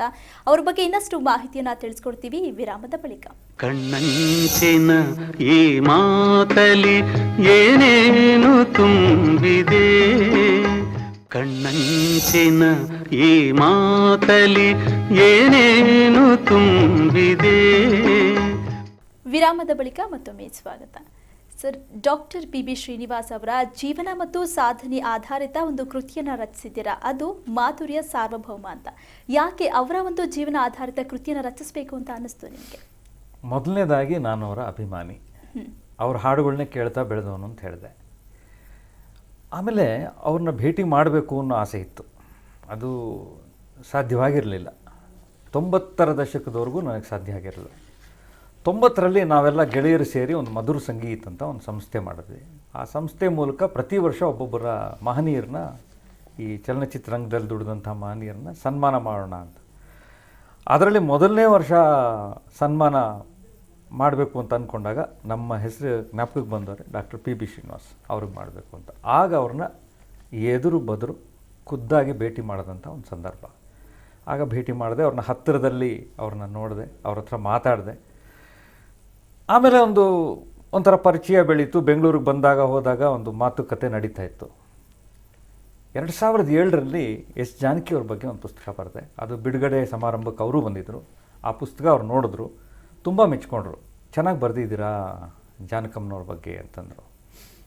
ನಾನು ಅವಾಗ ಒಂದು ಪ್ರಸ್ತಾಪ ಇಟ್ಟೆ, ಸರ್ ನೀವು ಮನಸ್ಸು ಮಾಡಿದ್ರೆ ನಿಮ್ಮ ಬಗ್ಗೆನೂ ಒಂದು ಬರೀತೀನಿ, ನೀವು ನನಗೆ ಸಹಕಾರ ಕೊಡೋದಾದರೆ. ಓ ಧಾರಾಳವಾಗಿ ಬರೀರಿ ಅಂದರು. ಅದಕ್ಕೆ ಏನು ಮಾಡಬೇಕು ಅಂದರು. ಏನಿಲ್ಲ, ನಾನು ಚೆನ್ನೈಗೆ ಬರ್ತಾ ಇರ್ತೀನಿ, ನಿಮ್ಮನ್ನು ಪ್ರಶ್ನೆಗಳನ್ನ ಕೇಳ್ತಾ ಇರ್ತೀನಿ, ನಿಮ್ಮ ಅನುಭವಗಳನ್ನ ಅದನ್ನು ಹೇಳ್ತಾ ಹೋದರೆ ನಿಮ್ಮ ಬಗ್ಗೆನೂ ಒಂದು ಪುಸ್ತಕ ಮಾಡ್ತೀನಿ. ಓ ಮಾಡಿ ಧಾರಾಳವಾಗಿ ಅಂತ ಒಪ್ಪಿಗೆ ಕೊಟ್ಟರು. ಸೊ ಅಲ್ಲಿಂದ ನನ್ನ ಮತ್ತು ಅವರ ಒಡನಾಟ ಪ್ರಾರಂಭ ಆಯಿತು. 2007-8ರಿಂದ ಈಚೆಗೆ ಚೆನ್ನೈಗೆ ನಾನು ಹೋಗೋದು ಪ್ರತಿ ತಿಂಗಳು. ಅವರು ವುಡ್ಲ್ಯಾಂಡ್ಸ್ ಹೋಟೆಲ್ನಲ್ಲಿ ಇರ್ತಾಯಿದ್ರು. ಅಲ್ಲಿ ಹೋಗೋದು, ಕೂತ್ಕೊಳ್ಳೋದು, ಅವರ ಅನುಭವಗಳನ್ನ ಕೇಳ್ಕೋದು. ಅವ್ರು ಹೇಳಿದ್ರು, ನನಗೆಲ್ಲ ಮರ್ತೋಗಿದೆಯಪ್ಪ, ನನಗೆ ನೀವು ಜ್ಞಾಪಿಸಿದ್ರೆ ನಾನು ಹೇಳ್ತಾ ಹೋಗ್ತೀನಿ ಅಂತ. ಆಯಿತು ಸರ್ ಅಂತೆ. ನಾನು ಒಬ್ಬ ಗಾಯಕ ಆಗಿರೋದ್ರಿಂದ ಕೆಲವು ಹಾಡುಗಳ ಒಂದೊಂದು ಸಾಲನ್ನ ಹಾಡ್ತಿದ್ದೆ. ಆ ಸಾಲು ಹೇಳ್ತಿದ್ದಾಗೇ ಅವರು ನೆನಪು ಹಿಂದಕ್ಕೆ ಹೋಗ್ತಾಯಿತ್ತು. ಯಾರು ಅಭಿನಯಿಸಿದ್ರು, ಯಾರು ಮ್ಯೂಸಿಕ್ ಮಾಡಿದ್ರು, ಯಾವ ಸ್ಟುಡಿಯೋದಲ್ಲಿ ರೆಕಾರ್ಡ್ ಆಯಿತು, ಎಲ್ಲ ಹೇಳ್ತಾ ಬರ್ತಾಯಿದ್ರು. ಏನೇನು ಘಟನೆಗಳಾಯಿತು ಎಲ್ಲ ಹೇಳ್ತಾ ಬಂದರು. ಅದು ದಾಖಲು ಮಾಡ್ತಾ ಹೋದೆ. ಅದು 5 ವರ್ಷದ ನಂತರ 2013ರಲ್ಲಿ ಅದು ಬಿಡುಗಡೆ ಆಯಿತು. ಈಗ ಪಿ.ಬಿ. ಶ್ರೀನಿವಾಸ್ ಅವರು ಸಾಕಷ್ಟು ಹಾಡುಗಳನ್ನು ಹಾಡಿದ್ದಾರೆ. ಇವರು ಲೈಕ್ ಮಾಸ್ ಅಲ್ದಿದ್ರೂ ಕೂಡ ಕ್ಲಾಸ್ ಗೀತೆಗಳ ಒಂದು ಹಾಡಿನ ಒಡೆಯ ಅಂತಲೇ ಇವರಿಗೆ ಕರೀತಾರೆ. ಸೊ ಅಂಥದ್ರಲ್ಲಿ ಇವರು ಹಾಡುಗಳನ್ನು ಹಾಡಬೇಕಾದ್ರೆ ಚೂಸಿಯಾಗಿರ್ತಿದ್ರಾ ಹೇಗೆ ಸರ್? ಚೂಸಿ ಏನಿಲ್ಲ. ಆಗ ಚಲನಚಿತ್ರ ನಿರ್ಮಾಣ ಮಾಡೋವಾಗಲೇ ಸನ್ನಿವೇಶಗಳು, ಹಾಡು ಬರಬೇಕಾದಂಥ ಸಂದರ್ಭ, ಅದಕ್ಕೆ ಬೇಕಾದಂಥ ಸಾಹಿತ್ಯ ಸಿದ್ಧ ಆಗಿರ್ತಾಯಿತ್ತು. ಆವಾಗಿನ ನಿರ್ದೇಶಕರು ಒಂಥರ ಸದಭಿರುಚಿಯ ನಿರ್ದೇಶಕರು, ಸಾಹಿತಿಗಳು ಅಷ್ಟೇ. ಅದಕ್ಕೆ ಒಳ್ಳೆ ಸಾಹಿತ್ಯ ಬರಿತಾಯಿದ್ರು, ಒಳ್ಳೆ ಟ್ಯೂನ್ ಹಾಕ್ತಾಯಿದ್ರು. ಇಂಥ ಸಂದರ್ಭದಲ್ಲಿ ಈ ಹಾಡು ಬಂದರೆ ಹೆಚ್ಚು ಪರಿಣಾಮಕಾರಿಯಾಗುತ್ತೆ ಅಂತ ಅವ್ರಿಗೆ ಗೊತ್ತಿತ್ತು. ಸೊ ಅಂಥ ಹಾಡುಗಳೇ ಇವ್ರಿಗೆ ಸಿಕ್ಕಿದ್ರಿಂದ ಅದರಲ್ಲಿ ಒಳ್ಳೊಳ್ಳೆ ಹಾಡುಗಳೇ ಇವರಿಗೆ ಸಿಕ್ತು. ಅದರಲ್ಲಿ ಆಯ್ಕೆಯ ಸಂದರ್ಭವೇ ಇವ್ರಿಗೆ ಒದಗಲಿಲ್ಲ. ಎಲ್ಲ ಹಾಡುಗಳು ಇವರಿಗೆ ಸಿಕ್ತು, ಒಂದು ಚಿತ್ರದ ಎಲ್ಲ ಹಾಡುಗಳು. ಹಾಗೆ ಮೊದಲಿಗೆ ಒಂದು ಗೀತೆಯನ್ನು ಹಾಡಬೇಕಾದ್ರೆ ಭಾವನೆ ಅನ್ನುವಂಥದ್ದು ಬಹಳ ಪ್ರಮುಖ ಪಾತ್ರ ವಹಿಸುತ್ತೆ. ಸೊ ಈ ಪಿ.ಬಿ. ಶ್ರೀನಿವಾಸ್ ಅವರು ಹಾಡಿರುವಂತಹ ಎಲ್ಲ ಗೀತೆಗಳನ್ನ ಕೇಳ್ತಾ ಇದ್ರು ಕೂಡ ಆ ಭಾವನೆ ಅನ್ನುವಂಥದ್ದು ಯಾವ್ಯಾವ ಲೈನ್ಸ್ಗೆ ಬರಬೇಕು, ಯಾವ್ಯಾವ ಪದಕ್ಕೆ ಬರಬೇಕು ಅನ್ನುವಂಥದ್ದಕ್ಕೆ ಒತ್ತು ಕೊಟ್ಟು ಹಾಡ್ತಾ ಇದ್ರು. ಅದರಲ್ಲಿ ಪ್ರಮುಖವಾಗಿ ನೋಡೋದಾದ್ರೆ ನಾವು ಪ್ರಣಯ ಗೀತೆ ಚಿತ್ರದಿಂದ ಒಂದು ಹಾಡನ್ನು ಹಾಡಿದ್ದಾರೆ, ಕಣ್ಣಂಚಿನ ಈ ಮಾತನ್ನ ಅಂತೇಳಿ. ಎಷ್ಟು ಭಾವನೆಗಳು ಅದರಲ್ಲಿ ಇದೆ ಅಂತಂದ್ರೆ ನಾವು ವಿಜುವಲೈಸ್ ಮಾಡೋದೇ ಬೇಡ, ಹಾಡನ್ನು ಕೇಳ್ತಾ ಇದ್ರೆ ಸಾಕು, ಆ ಭಾವನೆಗಳು ನಮಗೆ ತಿಳಿದು ಹೋಗುತ್ತೆ. ಸೊ ಆ ಹಾಡನ್ನು ನಮಗೋಸ್ಕರ ಹಾಡಿ ಸರ್. ಖಂಡಿತ. ಇದು ದಾರಿ ತಪ್ಪಿದ ಮಗ ಚಿತ್ರದ್ದು ಒಂದು ಮದುವೆ ಆರ್ತಕ್ಷತೆ. ಅದರಲ್ಲಿ ರಾಜ್ಕುಮಾರ್, ನಾಯಕ ನಟ ರಾಜ್ಕುಮಾರ್ ಹಾಡುವಂಥ ಒಂದು ಹಾಡು. ಅದರಲ್ಲಿ ರಾಜ್ಕುಮಾರ್ ಅವ್ರದ್ದು ದ್ವಿಪಾತ್ರ. ಈ ಹಾಡನ್ನು ಹಾಡುವಂಥವನು ಖಳನಾಯಕ ಆದಂಥ ರಾಜ್ಕುಮಾರ್ ಹಾಡೋ ಹಾಡು. ಒಂದು ರೀತಿಯ ತುಂಟತನ ಇದೆ, ಆಮೇಲೆ ಒಂದು ರೀತಿಯ ರೊಮ್ಯಾನ್ಸ್ ಕಾಣುತ್ತೆ. ಆಮೇಲೆ ಇದರಲ್ಲಿ ಜೈಗೋಪಾಲ್ ಅವರ ಅತ್ಯದ್ಭುತವಾದಂಥ ಸಾಹಿತ್ಯದ ಸಾಲುಗಳಿದೆ. ಕೆ ವೆಂಕಟೇಶ್ ಅವರು ಸೊಗಸಾಗಿ ಸ್ವರ ಸಂಯೋಜನೆ ಮಾಡಿದ್ದಾರೆ. ಒಂಥರ ಕೇಳೋದಕ್ಕೆ ಬಹಳ ಮಜವಾದಂಥ ಹಾಡು ಈ ಹಾಡು. ಅದರಲ್ಲಿ ಆರತಿ, ಅಶ್ವತ್ತು ಎಲ್ಲ ಅಭಿನಯಿಸಿರುವಂಥ ಒಂದು ಸನ್ನಿವೇಶ ಇದು. ಆರ್ತಕ್ಷತೆ ಇವತ್ತಿಗೂ ಯಾವುದೇ ಮದುವೆ ಸಮಾರಂಭಗಳಲ್ಲಿ ಈ ಹಾಡು ಹಾಡಲೇಬೇಕು ನಾವು, ಸಮಾರಂಭಗಳಿಗೆ ಹಾಡೋದಕ್ಕೆ ಹೋದಾಗ.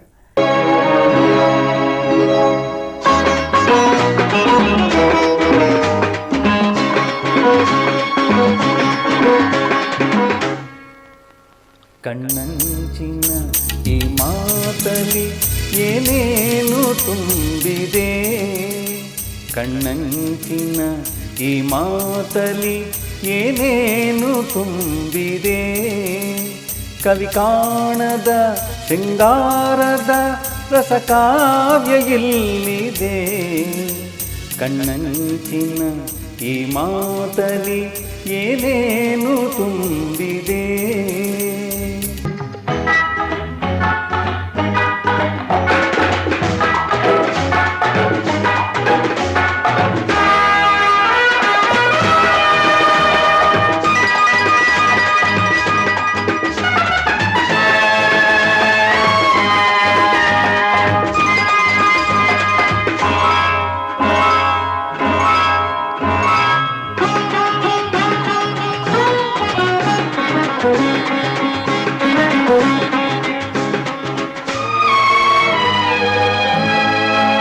ನವಯೌವನ ಹೊಂಗನಸಿನ ಮಳೆಬಿಲ್ಲು ತಂದಿದೆ, ನಸು ನಾಚುತೆ ಹೊಸ ಪ್ರೇಮದ ಕುಡಿಯಲ್ಲಿ ಚಿಗುರಿದೆ, ನೂರಾಸೆಯ ನೆಲೆಯಾಗಿದೆ ಮಧುಚಂದ್ರದ ಮಧುಮೈತ್ರಿಯ ನಿರೀಕ್ಷೆ ಅಲ್ಲಿದೆ.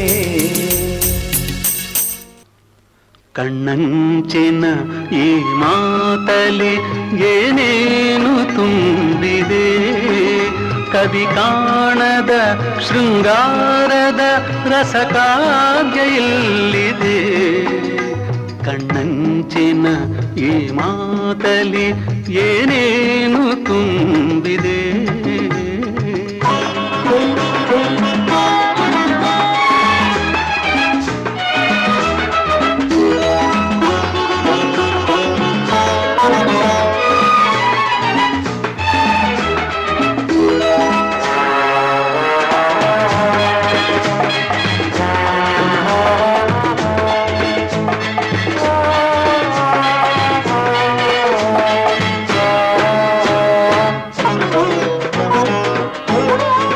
ಪ್ರತಿ ಪ್ರೇಮಿಯ ಬಾಳಲ್ಲಿಯೂ ಶುಭರಾತ್ರಿ ಒಂದಿದೆ, ಅನುರಾಗದ ಆ ವೇಳೆಗೆ ಮನ ಕಾದು ನಿಂತಿದೆ, ಸರಿಜೋಡಿಯು ಕಣ್ಣರಸಿದೆ, ಹಿರಿಜೋಡಿಯು ಸವಿನೆನಪಲಿ ಜಗವನ್ನೇ ಮರೆತಿದೆ. ಕಣ್ಣಂಚಿನ ಈ ಮಾತಲಿ ಏನೇನು ತುಂಬಿದೆ. ಸರ್, ದಾರಿ ತಪ್ಪಿದ ಮಗ ಚಿತ್ರದಲ್ಲಿ ದ್ವಿಪಾತ್ರದಲ್ಲಿ ಕಾಣಿಸಿಕೊಂಡಾಗ ಪಿ.ಬಿ. ಶ್ರೀ ಅವರ ಒಂದು ಹಾಡನ್ನ ಹಾಡಿದ್ರೆ, ಅದೇ ರೀತಿ ಬಬ್ರುವಾಹನ ಚಿತ್ರದಲ್ಲೂ ಕೂಡ ದ್ವಿಪಾತ್ರದ ಒಂದು ಸನ್ನಿವೇಶ ಬರುತ್ತೆ. ಆ ಸನ್ನಿವೇಶಕ್ಕೆ ತಕ್ಕಂತೆ ಡಾಕ್ಟರ್ ರಾಜ್ಕುಮಾರ್ ಅವರ ಧ್ವನಿ ಕೂಡ ಇರುತ್ತೆ. ಅದಕ್ಕೆ ಸರಿಸಾಟಿಯಾಗಿ ಪಿ.ಬಿ. ಶ್ರೀ ಅವರ ಹಾಡು ಕೂಡ ಇದೆ. ಅದ್ರ ಬಗ್ಗೆ ಹೇಳಿ. ರಾಜ್ಕುಮಾರ್ ಅವರು ಸಂಪತ್ತಿಗೆ ಸವಾಲ್ ನಂತರ ಹಾಡೋದಕ್ಕೆ ಶುರು ಮಾಡಿದ್ರು. ಅವರು ಅದಕ್ಕೆ ಹಿಂದೆ ಮಹಿಷಾಸುರ ಮರ್ದಿನಿನಲ್ಲಿ ಹಾಡಿದ್ರು ಒಂದು ಯುಗಳಗೀತೆ ಜಾನಕಿಯವ್ರ ಜೊತೆಗೆ. ಸ್ವತಃ ರಾಜ್ಕುಮಾರ್ ಅವರು ಅತ್ಯದ್ಭುತ ಗಾಯಕರು. ಅವ್ರಿಗೆ ಹಿಂದೂಸ್ತಾನಿ ಸಂಗೀತ ಗೊತ್ತಿತ್ತು, ಕರ್ನಾಟಕ ಶಾಸ್ತ್ರೀಯ ಸಂಗೀತ ಗೊತ್ತಿತ್ತು, ಹಲವಾರು ವಾದ್ಯಗಳ ಮೇಲೆ ಅವರಿಗೆ ಪ್ರಭುತ್ವ ಇತ್ತು, ಎಲ್ಲ ಇದ್ದು ರಂಗಭೂಮಿನಲ್ಲಿ ರಂಗಗೀತೆಗಳನ್ನು ಅತ್ಯದ್ಭುತವಾಗಿ ಹಾಡ್ತಾಯಿದ್ರು. ಇಷ್ಟೆಲ್ಲ ಇದ್ರೂ ಚಿತ್ರಗಳಲ್ಲಿ, ಚಲನಚಿತ್ರಗಳಲ್ಲಿ ಪಿ.ಬಿ. ಶ್ರೀನಿವಾಸ್ ಅವರ ಅವಕಾಶ ಕೊಟ್ಟರು, ಅವರು ಹಾಡ್ತಾ ಬರಲಿ ನನಗೋಸ್ಕರ ಅಂತ. ಆದರೆ ಸಂಪತ್ತಿಗೆ ಸವಾಲ್ ಸಂದರ್ಭದಲ್ಲಿ ಪಿ.ಬಿ. ಶ್ರೀನಿವಾಸ್ ಅವರು ಅಲಭ್ಯರಾಗಿದ್ದರಿಂದ ಒಂದು ಹಾಡನ್ನು ಇವ್ರು ಹಾಡಿದ್ರು. ಅಲ್ಲಿಂದ ಜನಪ್ರಿಯತೆ ಜಾಸ್ತಿ ಆಯಿತು ರಾಜ್ಕುಮಾರ್ ಅವರ ಗಾಯನಕ್ಕೆ. ಆದರೆ ದ್ವಿಪಾತ್ರಗಳು ಬಂದಾಗ ಒಂದು ಪಾತ್ರಕ್ಕೆ ಪಿ ಬಿ ಶ್ರೀನಿವಾಸ್ ಹಾಡ್ತಾಯಿದ್ರು, ಮತ್ತೊಂದು ಪಾತ್ರಕ್ಕೆ ತಾವೇ ಸ್ವತಃ ಹಾಡ್ತಾಯಿದ್ರು ರಾಜ್ಕುಮಾರ್. ಇದು ಶಂಕರ್ ಗುರುನಲ್ಲಿ ನೋಡ್ಬೋದು, ಅದೇ ಕಣ್ಣು ಚಿತ್ರದಲ್ಲಿ ನೋಡ್ಬೋದು, ಬಬ್ರುವಾಹನದಲ್ಲಿ ನೋಡ್ಬೋದು. ಅದಕ್ಕೆ ಹಿಂದೆ ಕ್ರಾಂತಿವೀರನಲ್ಲಿ ಒಂದು ಹರಕತೆ ಸಂದರ್ಭ ಬರುತ್ತೆ. ಹರಕತ್ತಿನಲ್ಲಿ ಮಾತುಗಾರಿಕೆ ಎಲ್ಲ ರಾಜ್ಕುಮಾರ್ದಿರುತ್ತೆ, ಹಾಡು ಹೇಳಿರೋದು ಪಿ ಬಿ ಶ್ರೀನಿವಾಸ್. ಈ ಥರ ಒಂದು ಬ್ಲೆಂಡ್ ಮಾಡ್ತಾ ಬರುವಂಥ ಒಂದು ಪರಿಪಾಠ ಬಂತು. ಅದನ್ನು ಬಬ್ರುವಾಹನದಲ್ಲಿ ಒಂದು ಯುದ್ಧದ ಸನ್ನಿವೇಶದಲ್ಲಿ ಯಾರು ತಿಳಿಯರು ನಿನ್ನ ಭುಜಬಲದ ಪರಾಕ್ರಮ ಅಂತ ರಾಜ್ಕುಮಾರ್ ಹಾಡ್ತಾರೆ. ಅದರಲ್ಲಿ ಪಿ ಬಿ ಶ್ರೀನಿವಾಸು ಅರ್ಜುನನಿಗೆ ಹಾಡ್ತಾರೆ. ಬಬ್ರುವಾಹನ ಹಾಡೋದು ರಾಜ್ಕುಮಾರ್ಗೆ, ಅರ್ಜುನ ಹಾಡೋದು ಪಿ ಬಿ ಶ್ರೀನಿವಾಸ್ಗೆ. ಈ ಥರ ಶಂಕರ್ ಗುರುನಲ್ಲಿ ಶಂಕರ್ ಹಾಡೋದು ಪಿ ಬಿ ಶ್ರೀನಿವಾಸ್ಗೆ, ಗುರುಗೆ ಹಾಡಿರೋದು ರಾಜ್ಕುಮಾರ್ಗೆ. ಅದೇ ಕಣ್ಣುನಲ್ಲೂ ಅಷ್ಟೇ ತಂದೆ ಪಾತ್ರಕ್ಕೆ ಹಾಡಿರೋದು ಪಿ ಬಿ ಶ್ರೀನಿವಾಸು. ವಯೋಸಹಜ ಒಂದು ಬೇಸ್ ವಾಯ್ಸ್ ಬೇಕಾಗತ್ತೆ, ಅದನ್ನು ಹಾಡಿರೋದು ಪಿ ಬಿ ಶ್ರೀನಿವಾಸು. ಮಗನ ಪಾತ್ರಕ್ಕೆ ಹಾಡಿರೋದು ರಾಜ್ಕುಮಾರ್. ಈ ಥರ. ಓಕೆ, ಹಾಡಿನ ಬಗ್ಗೆ ಮಾತನಾಡಿದ್ವಿ ಅಂದರೆ ಒಂದು ಹಾಡನ್ನು ಹಾಡಲೇಬೇಕು. ಅದರಲ್ಲೂ ಎಂದೆಂದೂ ನಿನ್ನ ಮರೆತು ಅನ್ನುವಂಥ ಸಾಂಗ್ ಆ ಕಾಲದಲ್ಲಿ ಎಷ್ಟು ಜನಪ್ರಿಯತೆಯನ್ನು ಗಳಿಸಿತ್ತು ಅಂದರೆ ಯಾರತ್ರ ಒಬ್ಬರು ಗುನುಗ್ತಾ ಇದ್ದಾರೆ ಅಂದರೆ ಅದೇ ಸಾಂಗ್ ಎಲ್ಲರ ಬಾಯಲ್ಲೂ ಬರ್ತಾ ಇತ್ತು. ಸೊ ಆ ಸಾಂಗ್ನ ನಮ್ಮ ವೀಕ್ಷಕರಿಗೋಸ್ಕರ ಹಾಡಿ ಸರ್. ಎರಡು ಕನಸು ಒಂದು ರೀತಿಯ ಮೈಲಿಗಲ್ಲು ಅಂತ ಹೇಳ್ಬೋದು. ಒಳ್ಳೆ ಹಾಡುಗಳು, ಅದರಲ್ಲಿ ಒಳ್ಳೆ ಅಭಿನಯ. ರಾಜ್ಕುಮಾರ್, ಮಂಜುಳಾ, ಕಲ್ಪನಾ ಅತ್ಯದ್ಭುತವಾದಂಥ ಅಭಿನಯ. ಆಮೇಲೆ ಪಿ ಬಿ ಶ್ರೀನಿವಾಸ್, ವಾಣಿ ಜಯರಾಮ್ ಇವ್ರದ್ದೆಲ್ಲ ಒಳ್ಳೆ, ಜಾನಕಿ ಇವ್ರದ್ದೆಲ್ಲ ಒಳ್ಳೆ ಹಾಡು. ರಾಜನಾಗೇಂದ್ರ ಅವರ ಸ್ವರ ಸಂಯೋಜನೆ ಒಂಥರ ಸೂಪರ್ ಹಿಟ್ ಸಿನಿಮಾ ಅದು. ಅದರಲ್ಲಿ ಎಲ್ಲ ಹಾಡುಗಳು ಅತ್ಯದ್ಭುತ. ಅದರಲ್ಲಿ ಮೊದಲನೇ ನಾಯಕನ ಎಂಟ್ರಿ ಈ ಹಾಡಿನ ಮೂಲಕ ಬರುತ್ತೆ. ಎಂದು ನಿನ್ನ ನೋಡುವೆ ಸಾಂಗ್. ಈ ಸಾಂಗಲ್ಲಿ ಲ್ಯಾಂಬ್ರೆಟಾ ಸ್ಕೂಟರ್ನಲ್ಲಿ ರಾಜ್ಕುಮಾರ್ ಬರೋದನ್ನು ಚಿತ್ರೀಕರಣದಲ್ಲಿ ಹಾಡ್ಕೊಂಡು ಬರ್ತಾರೆ. ಈ ಹಾಡು ಪಿ ಬಿ ಶ್ರೀನಿವಾಸ್ ಅವ್ರಿಗೆ ಕೂಡ ಭಾಳ ಇಷ್ಟ. ಅದನ್ನು ನಾನು ಮಾತಿನ ಮಧ್ಯೆ ಅವ್ರ ಜೊತೆ ಮಾತಾಡ್ತಿದ್ದಾಗ ಎರಡು ಕನಸಿನಲ್ಲಿ ಎಷ್ಟು ಚೆನ್ನಾಗಿ ಮಾಡಿದ್ದಾರೆ ರಾಜ್ಕುಮಾರ್ ಅಂತ ಹೇಳೋವಾಗ ಈ ಹಾಡಿನ ರೆಫರೆನ್ಸ್ ಅವ್ರು ಹೇಳೋರು. ಒಳ್ಳೆಯ ಒಂದು ಗೀತೆ. ಆ ಲ್ಯಾಂಬ್ರೆಟಾ ಸ್ಕೂಟ್ರ್ ಓಡಿಸೋದಕ್ಕೆ ರಾಜ್ಕುಮಾರ್ ಅವರು 2 ದಿವಸ ಅದನ್ನು ಕಲಿತು ಅದೇ ಬೇಕು ಅಂಥೇಳಿ ಮಾಡಿದಂಥ ಒಂದು ಹಾಡದ್ದು. ಅದು ಒಂದು ವಿಶೇಷ, ಆ ಲ್ಯಾಂಬ್ರೆಟಾ ಸ್ಕೂಟ್ರ್ ಅದರಲ್ಲಿ.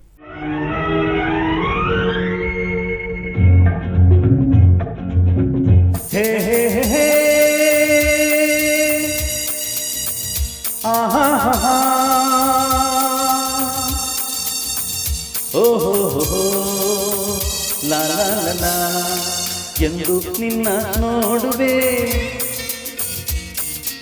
ಎಂದು ನಿನ್ನ ಸೇರುವೆ, ಎಂದು ನಿನ್ನ ನೋಡುವೆ, ಎಂದು ನಿನ್ನ ಸೇರುವೆ. ನಿಜ ಹೇಳಲೇನು ನನ್ನ ಜೀವನೇನು, ನೂರಾರು ಬಯಕೆ ಆತುರ ತಂದಿದೆ, ನೂರಾರು ಕನಸು ಕಾತರ ತುಂಬಿದೆ. ಮುಗಿಲಿಗಾಗಿ ಬಾನು, ತುಂಬಿಗಾಗಿ ಜೇನು, ನನಗಾಗಿ ನೀನು, ನಿನಗಾಗಿ ನಾನು, ನನಗಾಗಿ ನೀನು, ನಿನಗಾಗಿ ನಾನು.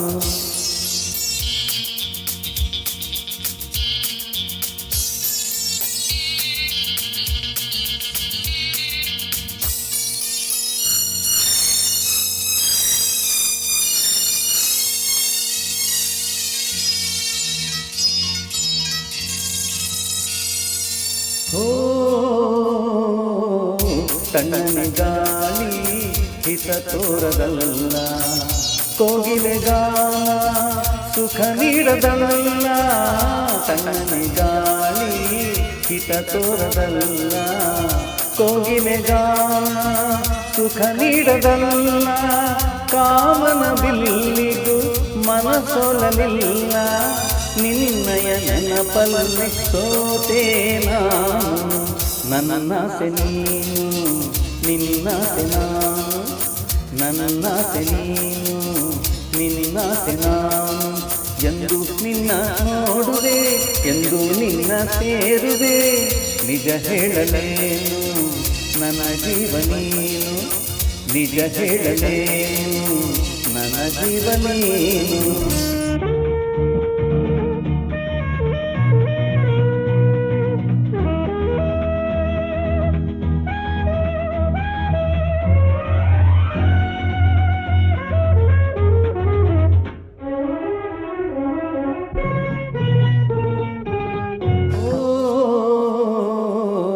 ಕಂಗಳ ಕಾಂತಿ ಕಾಂತಿ ನೀನಾಗಿರುವೆ, ಮೈಮನವೆಲ್ಲ ನೀ ತುಂಬಿರುವೆ, ಕಂಗಳ ಕಾಂತಿ ನೀನಾಗಿರುವೆ, ಮೈಮನವೆಲ್ಲ ನೀ ತುಂಬಿರುವೆ, ನನ್ನಿ ಬಾಳಿಗೆ ಬೆಳಕಾಗಿರುವೆ, ಜನುಮ ಜನುಮದ ಜೋಡಿ ನೀನು, ನನಗಾಗಿ ನೀನು, ನಿನಗಾಗಿ ನಾನು, ನನಗಾಗಿ ನೀನು, ನಿನಗಾಗಿ ನಾನು, ಎಂದು ನಿನ್ನ ನೋಡುವೆ, ಎಂದು ನಿನ್ನ ಸೇರುವೆ, ನಿಜ ಹೇಳಲೇನು ನನ್ನ ಜೀವ ನೀನು, ನಿಜ ಹೇಳಲೇನು ನನ್ನ ಜೀವ ನೀನು, ಆಹಾ ನನಗಾಗಿ ನೀನು, ನಿನಗಾಗಿ ನಾನು, ಓಹೋ.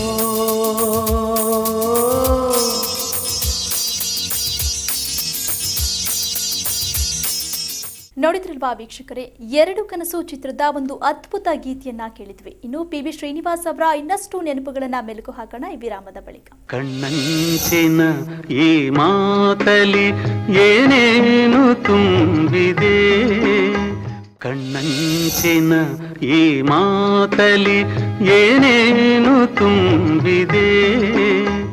ವಿರಾಮದ ಬಳಿಕ PB ಶ್ರೀ ಗಾನ ವಿಶೇಷ ಕಾರ್ಯಕ್ರಮಕ್ಕೆ ಸ್ವಾಗತ. ಸರ್, ಇಷ್ಟೊತ್ತು ಕೂಡ PB ಶ್ರೀ ಅವ್ರ ಬಗ್ಗೆನೇ ಮಾತನಾಡ್ತಾ ಇದ್ವಿ. ನಾವಿಲ್ಲಿವರೆಗೂ ಕೂಡ PB ಶ್ರೀ ಅವ್ರನ್ನ ಒಬ್ಬ ಗಾಯಕನಾಗಿ ನೋಡಿದ್ದೀವಿ. ಅವರ ಒಂದು ಗುಣ ಸ್ವಭಾವ ಯಾವ ರೀತಿ ಇತ್ತು, ಬೇರೆ ಗಾಯಕರ ಜೊತೆ ಅವರ ಒಡನಾಟ ಹೇಗಿತ್ತು, ಜೊತೆಗೆ ಕಲಾವಿದರ ಜೊತೆ ಅವರ ಒಂದು ಸಂಬಂಧ ಹೇಗಿತ್ತು ಅನ್ನೋದನ್ನ ಹೇಳಿ. ಖಂಡಿತ ಇಲ್ಲಿ PB ಶ್ರೀನಿವಾಸ್ ಅವರ ಗುಣ ಬೆಳಕಿಗೆ ಬರುತ್ತೆ. ನಿಜ ಹೇಳಬೇಕು ಅಂದರೆ ಅವರು ಸದಾ ಹಸನ್ಮುಖಿ, ಯಾರ ಜೊತೆಗೂ ದ್ವೇಷ ಸೇಡು ಈ ಥರದ್ದೆಲ್ಲ ಇಟ್ಕೊಂಡವರೇ ಅಲ್ಲ, ಎಲ್ಲರನ್ನೂ ಪ್ರೀತಿಸು ಅನ್ನೋರವರು, ಯಾರು ನಮಗೆ ಹೊರಗಿನವರಲ್ಲ, ಎಲ್ಲ ನಮ್ಮವರೇ. ಭಾಷೆ ಬೇರೆ ಆಡ್ತಿರ್ಬೋದು, ನಾವು ಆ ಭಾಷೆ ಕಲ್ತ್ಬಿಟ್ರೆ ಅವರು ನಮ್ಮವರೇ ಆಗಿಬಿಡ್ತಾರೆ, ನಾವು ಅವರ ಕಡೆನೇ ಆಗಿಬಿಡ್ತೀವಿ. ಹೀಗಾಗಿ ಎಲ್ಲ ಚಿತ್ರರಂಗದಲ್ಲೂ ಅವ್ರಿಗೆ ಸ್ನೇಹಿತರೇ ಜಾಸ್ತಿ, ಅವ್ರನ್ನ ದ್ವೇಷ ಮಾಡೋರು ಇಷ್ಟಪಡದಿರೋ ಇರೋರು ಯಾರೂ ಇಲ್ಲ. ಅಂಥ ಒಂದು ವ್ಯಕ್ತಿತ್ವ, ಸ್ನೇಹಕ್ಕೆ ಭಾಳ ಬೆಲೆ ಕೊಡ್ತಾಯಿದ್ರು. ಆಮೇಲೆ ಸಹ ಕಲಾವಿದರ ಬಗ್ಗೆನೂ ಅಷ್ಟೇ, ಅವ್ರಿಗೆ ಒಳ್ಳೆ ಗೌರವ. ಇವರು ರೆಕಾರ್ಡಿಂಗಿಗೆ ಬರ್ತಾ ಇದ್ದಿದ್ದು ಬೆಳಗ್ಗೆ ಚೆನ್ನಾಗಿ ಊಟ ಮಾಡ್ಕೊಂಡು ಬಂದುಬಿಟ್ರೆ ಮತ್ತೆ ಮನೆಗೆ ಊಟಕ್ಕೆಲ್ಲ ಹೋಗ್ತಿರಲಿಲ್ಲ, ಸ್ಟುಡಿಯೋಯಿಂದ ಸ್ಟುಡಿಯೋಗೆ ಹೋಗ್ತಾಯಿದ್ರು. ಈ ಸ್ಟುಡಿಯೋದಲ್ಲಿ ಕೆಲಸ ಮುಗಿಸೋದು, ಮಧ್ಯಾಹ್ನ ಇನ್ನೊಂದು ಸ್ಟುಡಿಯೋ, ಸಾಯಂಕಾಲ ಇನ್ನೊಂದು ಸ್ಟುಡಿಯೋ. ಒಂದು ಸ್ಟುಡಿಯೋಗೆ ಬಂದರೆ ಅಲ್ಲಿ ಅವತ್ತು ಯಾರು ಕಲಾವಿದರಿದ್ದಾರೆ, ತಬಲಾ, ಸಿತಾರು, ವೀಣೆ ಯಾರ್ಯಾರೆಲ್ಲ ಇದ್ದಾರೆ, ಎಲ್ಲರನ್ನೂ ಮಾತಾಡಿಸ್ಕೊಂಡು ಬರೋದು. ಎಲ್ಲರ ಹತ್ರನೂ ಹಾಸ್ಯ, ಒಂದು ನಗ್ನಗ್ತಾ ಇರಬೇಕು ಎಲ್ಲರೂ. ಆ ಒಂದು ಮೂಡ್ ಕ್ರಿಯೇಟ್ ಮಾಡಿ ಆಮೇಲೆ ಇವರು ಮೈಕ್ ಹತ್ರ ಬಂದು ಹಾಡನ್ನು ಹಾಡ್ತಾ ಇದ್ದಂಥದ್ದು. ಒಂದು ಟೇಕ್ 2 ಟೇಕ್ ಅಷ್ಟೇ ಮುಗಿದಾಯಿತು. ಎಲ್ಲ ಭಾಷೆ, ಯಾವುದೇ ಭಾಷೆ ಇರಲಿ, ಜಾಸ್ತಿ ಟೇಕುಗಳು ತೊಗೊಂಡು ನಿಧಾನ ಮಾಡಿದ್ದೇ ಇಲ್ಲ PB ಶ್ರೀನಿವಾಸ್ ಅವರು. ಆ ಥರ ಇದ್ದಂಥ ಒಬ್ಬ ವ್ಯಕ್ತಿ. ವೃತ್ತಿಯಲ್ಲಿ ಅಷ್ಟೇ ಪರ್ಫೆಕ್ಟು, ವ್ಯಕ್ತಿ ನಡವಳಿಕೆಯಲ್ಲಿ ಅತ್ಯಂತ ಸ್ನೇಹ. ಹಾಗಾಗಿ ಅವ್ರನ್ನ ಮೆಚ್ಚದಿರ ಇರೋರು ಯಾರೂ ಇಲ್ಲ ಇವತ್ತಿನ ಇದರಲ್ಲಿ. ಸರ್, PB ಶ್ರೀನಿವಾಸ್ ಅವರು 8 ಭಾಷೆಗಳಲ್ಲಿ ಪಾಂಡಿತ್ಯವನ್ನು ಪಡೆದುಕೊಂಡಿದ್ರು. ಎಲ್ಲ ಭಾಷೆಗಳಲ್ಲೂ ಕೂಡ ಹಾಡನ್ನು ಹಾಡ್ತಾ ಇದ್ರು. ಎಲ್ಲ ನಾಯಕರಿಗೂ ಇವರದ್ದೇ ಒಂದು ಕಂಠ ಬೇಕಿತ್ತು. ಆ ಸಂದರ್ಭದಲ್ಲಿ ಆ ಟೈಮ್ ಮ್ಯಾನೇಜ್ಮೆಂಟ್ ಹೇಗೆ ಮಾಡ್ಕೊಳ್ತಾ ಇದ್ರು ಸರ್? ಅದು ತಾನಾಗಿ ಒದಗ್ತಾ ಇತ್ತು. 3 ಸ್ಟುಡಿಯೋ 3-4 ಸ್ಟುಡಿಯೋಗಳಿಗೆ ಹೋಗ್ತಾಯಿದ್ರು. ಬೆಳಗ್ಗೆ ಒಂದು ಸ್ಟುಡಿಯೋದಲ್ಲಿ ಹಾಡುಗಳು, ಆಮೇಲೆ ಇನ್ನೊಂದು ಸ್ಟುಡಿಯೋದಲ್ಲಿ ಹೋಗೋದು, ಅಲ್ಲಿ ತಮಿಳು ತೆಲುಗು ಯಾವುದು ಆಗ್ತಿದ್ರೆ ಅದು. ಒಟ್ಟಿನಲ್ಲಿ ಅವಾಗ ಬಿಡುವಿಲ್ಲದ ಗಾಯಕ ಅವರು. ಇಷ್ಟು ಚಿತ್ರರಂಗದಲ್ಲಿ ತಮಿಳು, ತೆಲುಗು, ಕನ್ನಡ 3 ಭಾಷೆಗಳಲ್ಲಿ ಬಿಡುವಿಲ್ಲದಂಥ ಗಾಯಕ. ಅದರಲ್ಲೂ ತಮಿಳಿನಲ್ಲಿ ಜಮಿನಿ ಗಣೇಶನ್ ಅವರಿಗೆ ಇವ್ರದೇ ವಾಯ್ಸ್. ಕನ್ನಡದಲ್ಲಿ ಹೇಗೆ ರಾಜ್ಕುಮಾರ್ ಅವರಿಗೆ PB ಶ್ರೀನಿವಾಸೇ ಸೂಕ್ತ ಅಂತ ಮಾತು ಬಂದ್ಬಿಟ್ಟಿತ್ತು, ಅದೇ ಥರ ತಮಿಳಿನಲ್ಲಿ ಜಮಿನಿ ಗಣೇಶನ್ಗೆ ಇವರೇ ಅನ್ನೋ ರೀತಿಯಲ್ಲಿ. ಆಮೇಲೆ ಅವ್ರ ಜೊತೆ ದಕ್ಷಿಣ ಆಫ್ರಿಕಾ ಅಲ್ಲಿ ಇಲ್ಲೆಲ್ಲ ಟೂರ್ ಮಾಡಿ ಬಂದರು. ಒಂದು ರೀತಿಯಲ್ಲಿ ಎಲ್ರಿಗೂ ಬೇಕಾದಂಥ ಒಬ್ಬ ಗಾಯಕರು ಇವರು. ಒಂದು ಚಿಕ್ಕ ಪಾತ್ರ ವಹಿಸಿದಂಥ ಒಬ್ಬನಿಗೆ ಇರ್ಬೋದು, ನಾಯಕ ನಟನಿಗೆ ಇರ್ಬೋದು, ಖಳನಾಯಕನಿಗೆ ಇರ್ಬೋದು, ಇವರೇ ಅದಕ್ಕೆ ಹಾಡ್ತಾ ಇದ್ದಂಥ ಬಹು ಬೇಡಿಕೆಯ ಗಾಯಕ ಆಗಿನ ಕಾಲದಲ್ಲಿ. PB ಶ್ರೀನಿವಾಸ್ ಅವರ ಹಾಡುಗಳನ್ನು ನೋಡೋದಾದರೆ ಮೆಲುಕು ಹಾಕುವಂಥ ಹಾಡುಗಳು ಯಾವ್ಯಾವ ಸರ್? ಬೇಕಾದಷ್ಟಿದೆ. ಇವರ ವೈವಿಧ್ಯತೆ ನೋಡಿಬಿಟ್ರೆ ತುಂಬ ಒಂಥರ ಆಶ್ಚರ್ಯ ತರುತ್ತೆ. ಮಕ್ಕಳಿಗೆ ಹಾಡುವಂಥ ಹಾಡುಗಳಿರ್ಬೋದು, ಪರೋಪಕಾರಿನಲ್ಲಿ ಗುಟ್ಟೊಂದು ಹೇಳುವೆ ಪುಟಾಣಿ ಮಕ್ಕಳೇ, ಕೊಟ್ಟಿದ್ದು ತನಗೆ ಬಚ್ಚಿಟ್ಟಿದ್ದು ಪರರಿಗೆ, ಗುಟ್ಟೊಂದು ಹೇಳುವೆ ಪುಟಾಣಿ ಮಕ್ಕಳೇ ಹಾಡಿರ್ಬೋದು. ನಾಂದಿನಲ್ಲಿ ಹಾಡೊಂದ ಹಾಡುವೆ ನೀ ಕೇಳು ಮಗುವೆ, ಬರಿದಾದ ಮನೆ ಬೆಳಗ್ಗೆ ನೀನೆಂದು ಬರುವೆ. ಜೋಗಳದ ಹಾಡಿರ್ಬೋದು. ಭಕ್ತಿಗೀತೆಗಳು ತೊಗೊಂಡ್ರಂತೂ ಬೇಕಾದಷ್ಟಿದೆ. ಆ ಭಕ್ತಿ ಭಾವದ್ದು ಪುರಂದರದಾಸರು ಚಿತ್ರದಲ್ಲಿ ಅಶ್ವತ್ಥು ಹೀರೋ ಪುರಂದರದಾಸರಾಗಿ. ಅಪರಾಧಿ ನಾನಲ್ಲ, ಅಪರಾಧವೆನಗಿಲ್ಲ, ಕಪಟ ನಾಟಕ ಸೂತ್ರಧಾರಿ ನೀನೇ ಹಾಡಿರ್ಬೋದು. ಆಮೇಲೆ ಧನಲಕ್ಷ್ಮಿ ಅಂತ ಒಂದು ಸಿನಿಮಾ, ಅದರಲ್ಲಿ ಶ್ರೀನಾಥ್ ಇವ್ರಿಗೆ ಹಾಡಿರುವಂಥದ್ದು. ಧನಲಕ್ಷ್ಮಿ ದಯ ತೋರು ಬಾಮ ಅಮ್ಮ, ಸೌಭಾಗ್ಯಲಕ್ಷ್ಮಿ ಬಾರಮ್ಮ ಅನ್ನೋ ಹಾಡಿರ್ಬೋದು. ಆಮೇಲೆ ತುಂಟತನದ ಹಾಡುಗಳು ಬಂದರೆ, ಈಗ ನಾಯಕ ನಾಯಕಿನ ರೇಗಿಸುವಂಥದ್ದು, ಕಾಲೇಜ್ ಡೇಸ್ನಲ್ಲಿ ಹುಡುಗಿರನ್ನ ರೇಗಿಸುವಂಥ ಹಾಡುಗಳು. ಇದನ್ನೇ ನಾನು ಕೇಳಿದೆ, ಸರ್ ಇದು ಬೇಕಾದಷ್ಟು ಹಾಡಿದ್ದೀರಾ, ನಿಮಗೆ ಮೆಚ್ಚುಗೆ ಆದಂಥ ಹಾಡು ಯಾವುದು ಅಂತ. ಅದಕ್ಕೆ ಅವರು ಒಂದು 2 ನಿಮಿಷ ಹೀಗೆ ಯೋಚನೆ ಮಾಡಿ, ಯಾ ಯಾ ಅಂತ ಬರುತ್ತೆ ಯಾವುದೋ ಹಾಡು ಹೇಳಿ ನನಗೆ, ಅದು ಜ್ಞಾಪಕ ಬರ್ತಾ ಇಲ್ಲ, ಅದು ಹಾಡಿ ಅಂದರು. ನಾನು ಹೇಳಿದೆ, ಸರ್ ಅದು ಜಗಮೆಚ್ಚಿದ ಮಗ ಚಿತ್ರದಲ್ಲಿ ನೀವು ಹಾಡಿದ್ದೀರಾ ಸತ್ಯಂ ಮ್ಯೂಸಿಕಲ್ಲಿ ಅಂದೆ. ಹಾಂ ಹೇಳಿ ಹೇಳಿ ಒಂದು ಲೈನು ಅಂದರು. ಒಳಗಿನ ಆಸೆ ಹೇಳುವ ಭಾಷೆ ಕಣ್ಣಲ್ಲಿ ಮೂಡಿ ನಿಂತಿದೆ, ಬಾಳಿಗೆ ಜೋಡಿ ಬೇಕೆನ್ನುವಂಥ ಮೋಜದು ಮೈ ತಾಳಿದೆ. ಹೇ ಹೇ ಓ ಸುಂದರಿ ನಾ ಬಲ್ಲೆನೆ, ಓ ಸುಂದರಿ ನಾ ಬಲ್ಲೆನೆ. ಅದರಲ್ಲಿ ಯಾ ಯಾ ಯಾ ಅದು ಅವ್ರಿಗೆ ಭಾಳ ಖುಷಿ ಅಂತೆ. ಅದು ಆ ರೆಕಾರ್ಡಿಂಗ್ ಟೈಮಲ್ಲಿ ಕುಣಿದು ಕುಪ್ಪಳಿಸಿ ಹಾಡಿದಂಥ ಹಾಡಂತೆ ಅದು. ಇನ್ನೊಂದು ಘಟನೆ ಹೇಳ್ತಾಯಿದ್ರು, ಪರೋಪಕಾರಿನಲ್ಲಿ ಒಂದು ಹಾಡಿದೆ, ಜಯಂತಿ ರಾಜ್ಕುಮಾರ್ ಅಭಿನಯದಲ್ಲಿ. ಅದರಲ್ಲೊಂದು ಹಾಡು ಬರುತ್ತೆ, ಹೋದರೆ ಹೋಗು ನನಗೇನು, ಕೋಪದೆ ತಾಪದೆ ಫಲವೇನು, ಬಲ್ಲೆ ನಿನ್ನ ಈ ವೇಷ, ಏಕೆ ನನ್ನಲ್ಲಿ ಈ ರೋಷ, ಓ ಲೀಲಾವತಿ ಓ ಮೈನಾವತಿ ಓ ಯಾರೋವತಿ ಅಂತ ಒಂದು ಹಾಡು. ಇದು ರೆಕಾರ್ಡಿಂಗ್ ಆಯಿತು, ಓಕೆ ಆಯಿತು. ಬಟ್ ರಾತ್ರಿ ಮನೆಗೆ ಹೋದ್ಮೇಲೆ ಪಿ ಬಿ ಶ್ರೀನಿವಾಸ್ ಅವರಿಗೆ ಸಮಾಧಾನ ಆಗಲಿಲ್ಲ. ಯಾಕೋ ಇನ್ನೂ ಚೆನ್ನಾಗಿ ಹಾಡಬೇಕು ಅಂತ. ತಕ್ಷಣ ಜಾನಕಿ ಅವ್ರಿಗೆ ಫೋನ್ ಮಾಡಿ, ನಾಳೆ ಮತ್ತೆ ಬಂದುಬಿಡಿ ರೆಕಾರ್ಡಿಂಗ್ ಸ್ಟುಡಿಯೋಗೆ, ಇನ್ನೊಂದು ಸಲ ಹಾಡಿಬಿಡೋಣ ಅಂತ. ಮತ್ತೆ ಅವರು ಬಂದರು, ಮ್ಯೂಸಿಕ್ ಡೈರೆಕ್ಟ್ರು, ಎಲ್ಲ ಆರ್ಟಿಸ್ಟು ಮತ್ತೆ ಬಂದರು. ಇನ್ನೊಂದು ಸತಿ ಹಾಡಿ ಅವತ್ತು ಪರ್ಫೆಕ್ಟ್ ಮಾಡಿ, ಅವತ್ತು ಓಕೆ ಮಾಡಿ, ಈಗ ನಾವು ಕೇಳ್ತಿರೋ ಹಾಡು ಆ 2ನೇ ಸತಿ ರೆಕಾರ್ಡ್ ಆದಂಥ ಹಾಡು ಅಂತ ಅತ್ಯದ್ಭುತವಾಗಿ. ಅದರಲ್ಲಿ ಯೋಡ್ಲಿಂಗ್ ಎಲ್ಲ ಮಾಡಿದ್ದಾರೆ, ಕಿಶೋರ್ ಕುಮಾರ್ ಮಾಡೋ ಥರ ಎಲ್ಲ ಯೋಡ್ಲಿಂಗ್ ಎಲ್ಲ ಮಾಡಿ ಅತ್ಯದ್ಭುತವಾಗಿ ಹಾಡಿದ್ದಾರೆ. ಈ ಥರ ವೆರೈಟೀಸ್ ಹೇಳ್ತಾ ಹೋದರೆ ತುಂಬ ಇದೆ.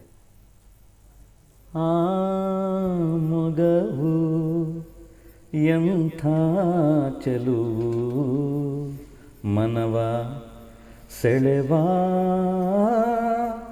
ಬಂಗಾರದ ಹೂವು, ಆ ಮೊಗವು ಒಂದು ಸಾಂಗಿದೆ. ತುಂಬ ಹಾಡುಗಳು. ಪಿ ಬಿ ಶ್ರೀನಿವಾಸ್ ಅವ್ರ ಹಾಡುಗಳನ್ನ ನೆನಪಿಸ್ಕೊಂತ ಹೋಗ್ತಿದ್ರೆ ಸಮಯ ಸಾಕಾಗಲ್ಲ ಅನ್ಸುತ್ತೆ. ಯಾಕಂದ್ರೆ ಅಷ್ಟೂ ಸಾಂಗ್ಗಳು ಕೂಡ ಯಾವಾಗಲೂ ಮೆಲುಕು ಹಾಕಬೇಕು ಅಂತ ಅನ್ಸುತ್ತೆ. ಓಕೆ ಸರ್, ಕಾರ್ಯಕ್ರಮದ ಕಡೆಗಟ್ಟಕ್ಕೆ ಬಂದಿದ್ದೀವಿ. ಸೊ ಪಿ ಬಿ ಶ್ರೀನಿವಾಸ್ ಅವರ ಸಾಂಗ್ಸ್, ಎವರ್ಗ್ರೀನ್ ಸಾಂಗ್ಸ್ನ ನೋಡೋದಾದರೆ ಎಲ್ಲ ಸಾಂಗ್ಸ್ ಕೂಡ ಎವರ್ಗ್ರೀನ್ ಸಾಲ್ನಲ್ಲೇ ನಿಲ್ಲುತ್ತೆ. ಸೊ ನಿಮಗೆ ಇಷ್ಟವಾದಂಥ ಎವರ್ಗ್ರೀನ್ ಸಾಂಗ್ಸ್ ಹಾಡಿ ಅನ್ನೋದಾದರೆ ಯಾವ ಹಾಡನ್ನು ಹಾಡ್ತೀರಾ?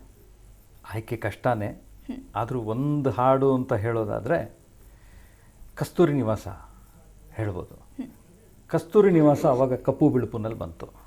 ಅದನ್ನು ಇತ್ತೀಚೆಗೆ ಕಲರ್ ಚಿತ್ರವಾಗಿ ಕೂಡ ಬಿಡುಗಡೆ ಆಯಿತು.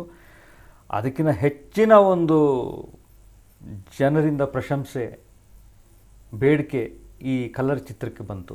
ಅದರಲ್ಲಿನ ಎವರ್ಗ್ರೀನ್ ಸಾಂಗ್ ಆಡಿಸಿ ನೋಡು ಬೀಳಿಸಿ ನೋಡು ಉರುಳಿ ಹೋಗದು, ಈ ಸಾಂಗು ಎವರ್ಗ್ರೀನ್ ಸಾಂಗ್.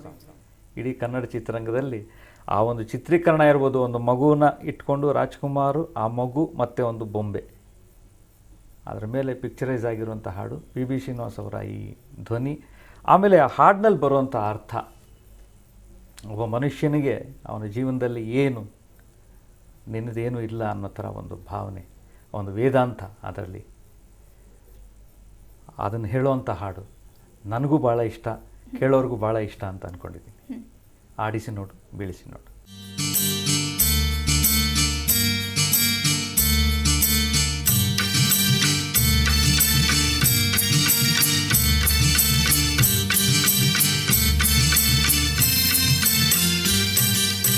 ಆಡಿಸಿ ನೋಡು, ಬೀಳಿಸಿ ನೋಡು, ಉರುಳಿ ಹೋಗದು.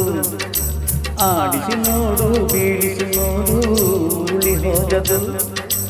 ಏನೇ ಬರಲಿ ಯಾರಿಗೂ ಸೋತು ತಲೆಯ ಬಾಗದು. ಎಂದಿಗೂ ನಾನು ಹೀಗೆ ಇರುವೆ ಎಂದು ನಗುವುದು, ಹೀಗೆ ನಗುತ್ತಲಿರುವುದು. ಆಡಿಸಿ ನೋಡು, ಬೀಳಿಸಿ ನೋಡು, ಉರುಳಿ ಹೋಗದು.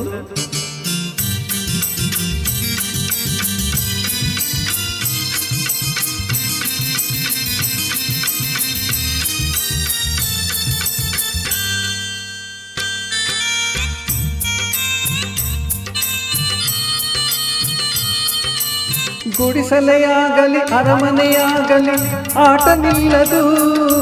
ಹಿರಿಯರೇ ಇರಲಿ ಕಿರಿಯರೇ ಬರಲಿ ಭೇದ ತೋರದು. ಕಷ್ಟವೋ ಸುಖವೋ ಅಳುಕದೆಯಾಡಿ ತೂಗುತ್ತಿರುವುದು, ತೂಗುತ್ತಿರುವುದು. ಆಡಿಸಿ ನೋಡು, ಬೀಳಿಸಿ ನೋಡು, ಉರುಳಿ ಹೋಗದು.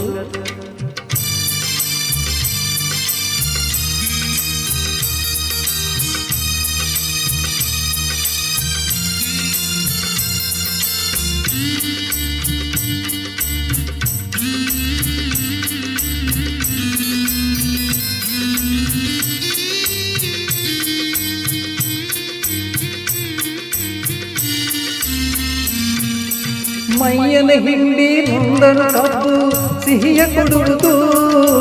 ತೇತಲಿದ್ದರು ಗಂಧದ ಪರಿಮಳ ತುಂಬಿ ಬರುವುದು. ತಾನೇ ಉರಿದರು ದೀಪವು ಮನೆಗೆ ಬೆಳಕ ತರುವುದು, ದೀಪ ಬೆಳಕ ತರುವುದು. ಆಡಿಸಿ ನೋಡು, ಬೀಳಿಸಿ ನೋಡು, ಉರುಳಿ ಹೋಗದು.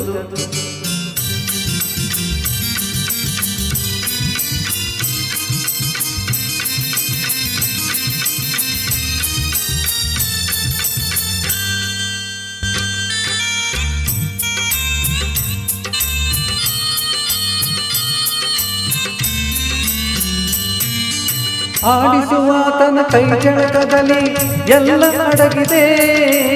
ಆತನ ಕರುಣೆಯ ಜೀವವ ತುಂಬಿ ಕುಣಿಸಿ ನಲಿಸಿದೆ. ಆ ಕೈ ಸೋತರೆ ಗೊಂಬೆಯ ಕಥೆಯು ಕೊನೆಯಾಗುವುದೇ, ಕೊನೆಯಾಗುವುದೇ. ಆಡಿಸಿ ನೋಡು, ಬೀಳಿಸಿ ನೋಡು, ಉರುಳಿ ಹೋಗದು. ಏನೇ ಬರಲಿ ಯಾರಿಗೂ ಸೋತು ತಲೆಯ ಬಾಗದು. ಎಂದಿಗೂ ನಾನು ಹೀಗೆ ಇರುವೆ ಎಂದು ನಗುವುದು, ಹೀಗೆ ನಗುತ್ತಲಿರುವುದು. ಆಡಿಸಿ ನೋಡು, ಬೀಳಿಸಿ ನೋಡು, ಉರುಳಿ ಹೋಗದು.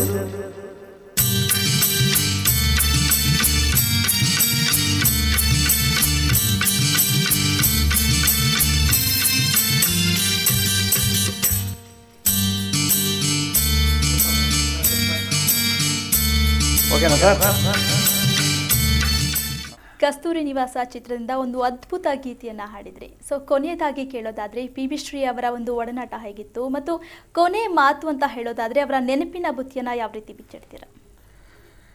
ನಿಜ ಹೇಳಬೇಕು ಅಂದರೆ ಪಿ.ಬಿ. ಶ್ರೀನಿವಾಸ್ ಅಂಥ ಮಹಾನ್ ಗಾಯಕರು, ಬಹುದೊಡ್ಡ ವ್ಯಕ್ತಿಯ ಜೊತೆಗೆ ನನಗೆ ಸಂಪರ್ಕ ಬಂದಿದ್ದು ನನ್ನ ಜೀವನದ ಒಂದು ಬಹುದೊಡ್ಡ ಭಾಗ್ಯ ಅಂತ ಹೇಳ್ಬೋದು. ನಾನು ಯಾವುದೋ ಜನ್ಮದಲ್ಲಿ ಮಾಡಿದಂಥ ಒಂದು ಅದೃಷ್ಟ ಅಂತ ಹೇಳ್ಬೋದು. ಅವ್ರ ಜೊತೆ ಮಾತಾಡೋ ಅವಕಾಶ, ಅವ್ರ ಜೊತೆ ಒಡನಾಡುವಂಥ ಅವಕಾಶ. ಬೆಂಗಳೂರಿಗೆ ಬಂದಾಗ ಅವ್ರ ಜೊತೆನೇ ಇರ್ತಾಯಿದ್ದೆ, ಅದೊಂದು. ಮತ್ತು ಅವರ ಹಾಡುಗಳನ್ನು ಹೆಚ್ಚು ಹೆಚ್ಚು ಸವಿತಾ ಅವ್ರ ಬಗ್ಗೆ ಆತ್ಮೀಯತೆಯನ್ನು ಬೆಳೆಸ್ಕೊಂಡವನು ನಾನು, ಅಭಿಮಾನವನ್ನು ಬೆಳೆಸ್ಕೊಂಡವನು ನಾನು. ಅವ್ರ ಜೊತೆ ಮಾತಾಡಿದಾಗ ಅವರ ಅನೇಕ ಗುಣಗಳು ನನಗೆ ಬಹಳ ಇಷ್ಟ ಆಯಿತು. ಅವರ ಸ್ನೇಹಪರತೆ, ಅವರ ಒಂದು ಮಂದಹಾಸ, ಆಮೇಲೆ ಯಾರನ್ನೂ ದ್ವೇಷಿಸಬಾರ್ದು, ಯಾವುದೇ ಭಾಷೆಯನ್ನು ಪ್ರೀತಿಸಬೇಕು, ಯಾರನ್ನೂ ನಾವು ಅಲಕ್ಷ್ಯ ಮಾಡಬಾರ್ದು, ಎಲ್ಲರೂ ನಮ್ಮವರು ಅಂತ ತಿಳ್ಕೋಬೇಕು. ಇದು ಒಂದು ರೀತಿಯ ಆ ಗುಣಗಳಿದೆಯಲ್ಲ, ಕುವೆಂಪು ಅವರು ಹೇಳಿದಾಗೆ ವಿಶ್ವಮಾನವ ತತ್ವ ಅಂತ. ಆ ವಿಶ್ವಮಾನವ ತತ್ವ ಎಲ್ಲಿದೆ ಅಂದರೆ ನಮ್ಮ ಪಿ ಬಿ ಶ್ರೀನಿವಾಸ್ ಅವರಲ್ಲಿದೆ. ಪಿ ಬಿ ಶ್ರೀನಿವಾಸ್ ಅವರು ತೆಲುಗು ಮಾತೃಭಾಷೆಯಾಗಿ ತಮಿಳುನಾಡಲ್ಲಿದ್ದರೂ ಅವರ ಹೃದಯ ಎಲ್ಲಿ ಮಿಡಿತಾ ಇತ್ತು. ಕನ್ನಡ ಚಿತ್ರರಂಗಕ್ಕೆ 60ನೇ ಇಸ್ವಿ ಅವಾಗಿಂದ ಸ್ಪಂದಿಸ್ತಾ ಬಂದಿದ್ದಾರೆ. ನಮ್ಮ ಚಿತ್ರರಂಗದ ಏನೇ ಕಷ್ಟ ಸಂಕಷ್ಟಗಳು ಬಂದರೂ ಅಲ್ಲಿಂದ ಇಲ್ಲಿ ಬಂದು ಬರ ಪರಿಹಾರ ನಿಧಿಗೋಸ್ಕರ ಬಂದಿದ್ದಾರೆ. ಆಮೇಲೆ ರಸಮಂಜರಿ ಕಾರ್ಯಕ್ರಮಗಳಲ್ಲಿ ಭಾಗವಹಿಸಿದ್ದಾರೆ. ಪಿ ಬಿ ಶ್ರೀನಿವಾಸ್ ಅವರ ಹಾಡುಗಳು ಇರ್ತಾನೆ ಇತ್ತು. ಅದರಲ್ಲೆಲ್ಲ ಒಂದು ಹಣ ಸಂಗ್ರಹಣೆಗಿರ್ಬೋದು, ಯಾವುದಕ್ಕೆ ಇರ್ಬೋದು, ಗಣೇಶೋತ್ಸವಗಳಿಗಿರ್ಬೋದು, ರಾಜ್ಯೋತ್ಸವಗಳಿಗಿರ್ಬೋದು, ಚೆನ್ನೈಯಿಂದ ಇಲ್ಲಿ ಬಂದು ಹಾಡ್ಬಿಟ್ಟು ಹೋಗಿದ್ದಾರೆ. ರಾಜ್ಯಾದ್ಯಂತ ಪ್ರವಾಸ ಮಾಡಿದ್ದಾರೆ. ಆ ಒಂದು ಗುಣ ನನಗೆ ಭಾಳ ಇಷ್ಟ ಆಯಿತು. ಎಷ್ಟೇ ಎತ್ತರಕ್ಕೆ ಏರಿದ್ರು ಒಬ್ಬ ವ್ಯಕ್ತಿ ಯಶಸ್ಸಿನ ಮೆಟ್ಲನ್ನು ಎಷ್ಟೇ ಏರಿದ್ರೂ ತಾನು ಎಲ್ಲರ ಜೊತೆ ಬೆರೀತಾ ಇದ್ನಲ್ಲ, ಆ ಬೆರೆಯುವಂಥ ಗುಣ ನನಗೆ ಭಾಳ ಇಷ್ಟ ಆಯಿತು. ಇದನ್ನು ನಾನು ಇಲ್ಲಿ ಹೇಳೋದಕ್ಕೆ ಇಷ್ಟಪಡ್ತೀನಿ. ಅತ್ಯಂತ ಸ್ನೇಹಮಯಿ ವ್ಯಕ್ತಿ. ಸರ್, ಕಾರ್ಯಕ್ರಮಕ್ಕೆ ಬಂದು ಪಿ ಬಿ ಶ್ರೀ ಅವರ ಬಗ್ಗೆ ಸಾಕಷ್ಟು ವಿಷಯಗಳನ್ನು ತಿಳಿಸ್ಕೊಟ್ರಿ, ಅವರ ಹಾಡುಗಳನ್ನು ಮೆಲುಕು ಹಾಕಿದ್ರಿ, ಜೊತೆಗೆ ಅವರ ಜೊತೆ ಕಳೆದಂತಹ ಸಮಯವನ್ನು ಬಿಚ್ಚಿಟ್ರಿ ನಮ್ಮ ಜೊತೆಗೆ, ಅವರ ಸವಿನೆನಪುಗಳನ್ನು ನಮ್ಮ ಜೊತೆ ಹಂಚಿಕೊಂಡ್ರಿ. ಧನ್ಯವಾದ ಸರ್. ತಮಗೂ ನಾನು ಧನ್ಯವಾದ ಅರ್ಪಿಸಬೇಕು. ಯಾಕಂದರೆ ನಾನು ಪಿ ಬಿ ಶ್ರೀನಿವಾಸ್ ಜೊತೆ ಒಡನಾಡಿದಂಥ ಗಳಿಗೆಗಳನ್ನು ಸಮಸ್ತ ವೀಕ್ಷಕರಿಗೆ ತೋರಿಸೋದಕ್ಕೋಸ್ಕರ ನಿಮ್ಮ ಒಂದು ವಾಹಿನಿಯಲ್ಲಿ ನನ್ನನ್ನು ಆಹ್ವಾನಿಸಿ ಮಾತಾಡೋದಕ್ಕೆ ಅವಕಾಶ ಮಾಡಿಕೊಟ್ರಲ್ಲ, ನನ್ನ ಹೃದಯದ ಭಾವನೆಗಳನ್ನು ಪಿ ಬಿ ಎಸ್ ಜೊತೆ ಕಳೆದಂಥ ಕ್ಷಣಗಳನ್ನು ಎಲ್ಲರ ಜೊತೆ ಹಂಚಿಕೊಳ್ಳೋದಕ್ಕೆ ಅವಕಾಶ ಮಾಡಿಕೊಟ್ರಲ್ಲ, ಅದಕ್ಕೆ ತಮಗೆ ವಾಹಿನಿಗೆ ನಾನು ಹೃತ್ಪೂರ್ವಕ ಧನ್ಯವಾದಗಳನ್ನ ಅರ್ಪಿಸ್ತೀನಿ. ನಮಸ್ಕಾರ. ವೀಕ್ಷಕರೇ, ಇದು ಇವತ್ತಿನ ಪಿ ಬಿ ಶ್ರೀಗಾನ ವಿಶೇಷ ಕಾರ್ಯಕ್ರಮ. ಚಾನಲ್ ಚೇಂಜ್ ಮಾಡದೆ ನೋಡ್ತೀರಿ ರಾಜ್ ನ್ಯೂಸ್. ಆಡಿಸಿ ನೋಡು, ಬೀಳಿಸಿ ನೋಡು, ಉರುಳಿ ಹೋಗದು. ಆಡಿಸಿ ನೋಡು, ಬೀಳಿಸಿ ನೋಡು, ಉರುಳಿ ಹೋಗದು. ಏನೇ ಬರಲಿ ಯಾರಿಗೂ ಸೋತು ತಲೆಯ ಬಾಗದು. ಎಂದಿಗೂ ನಾನು ಹೀಗೆ ಇರುವೆ ಎಂದು ನಗುವುದು, ಹೀಗೆ ನಗುತ್ತಲಿರುವುದು.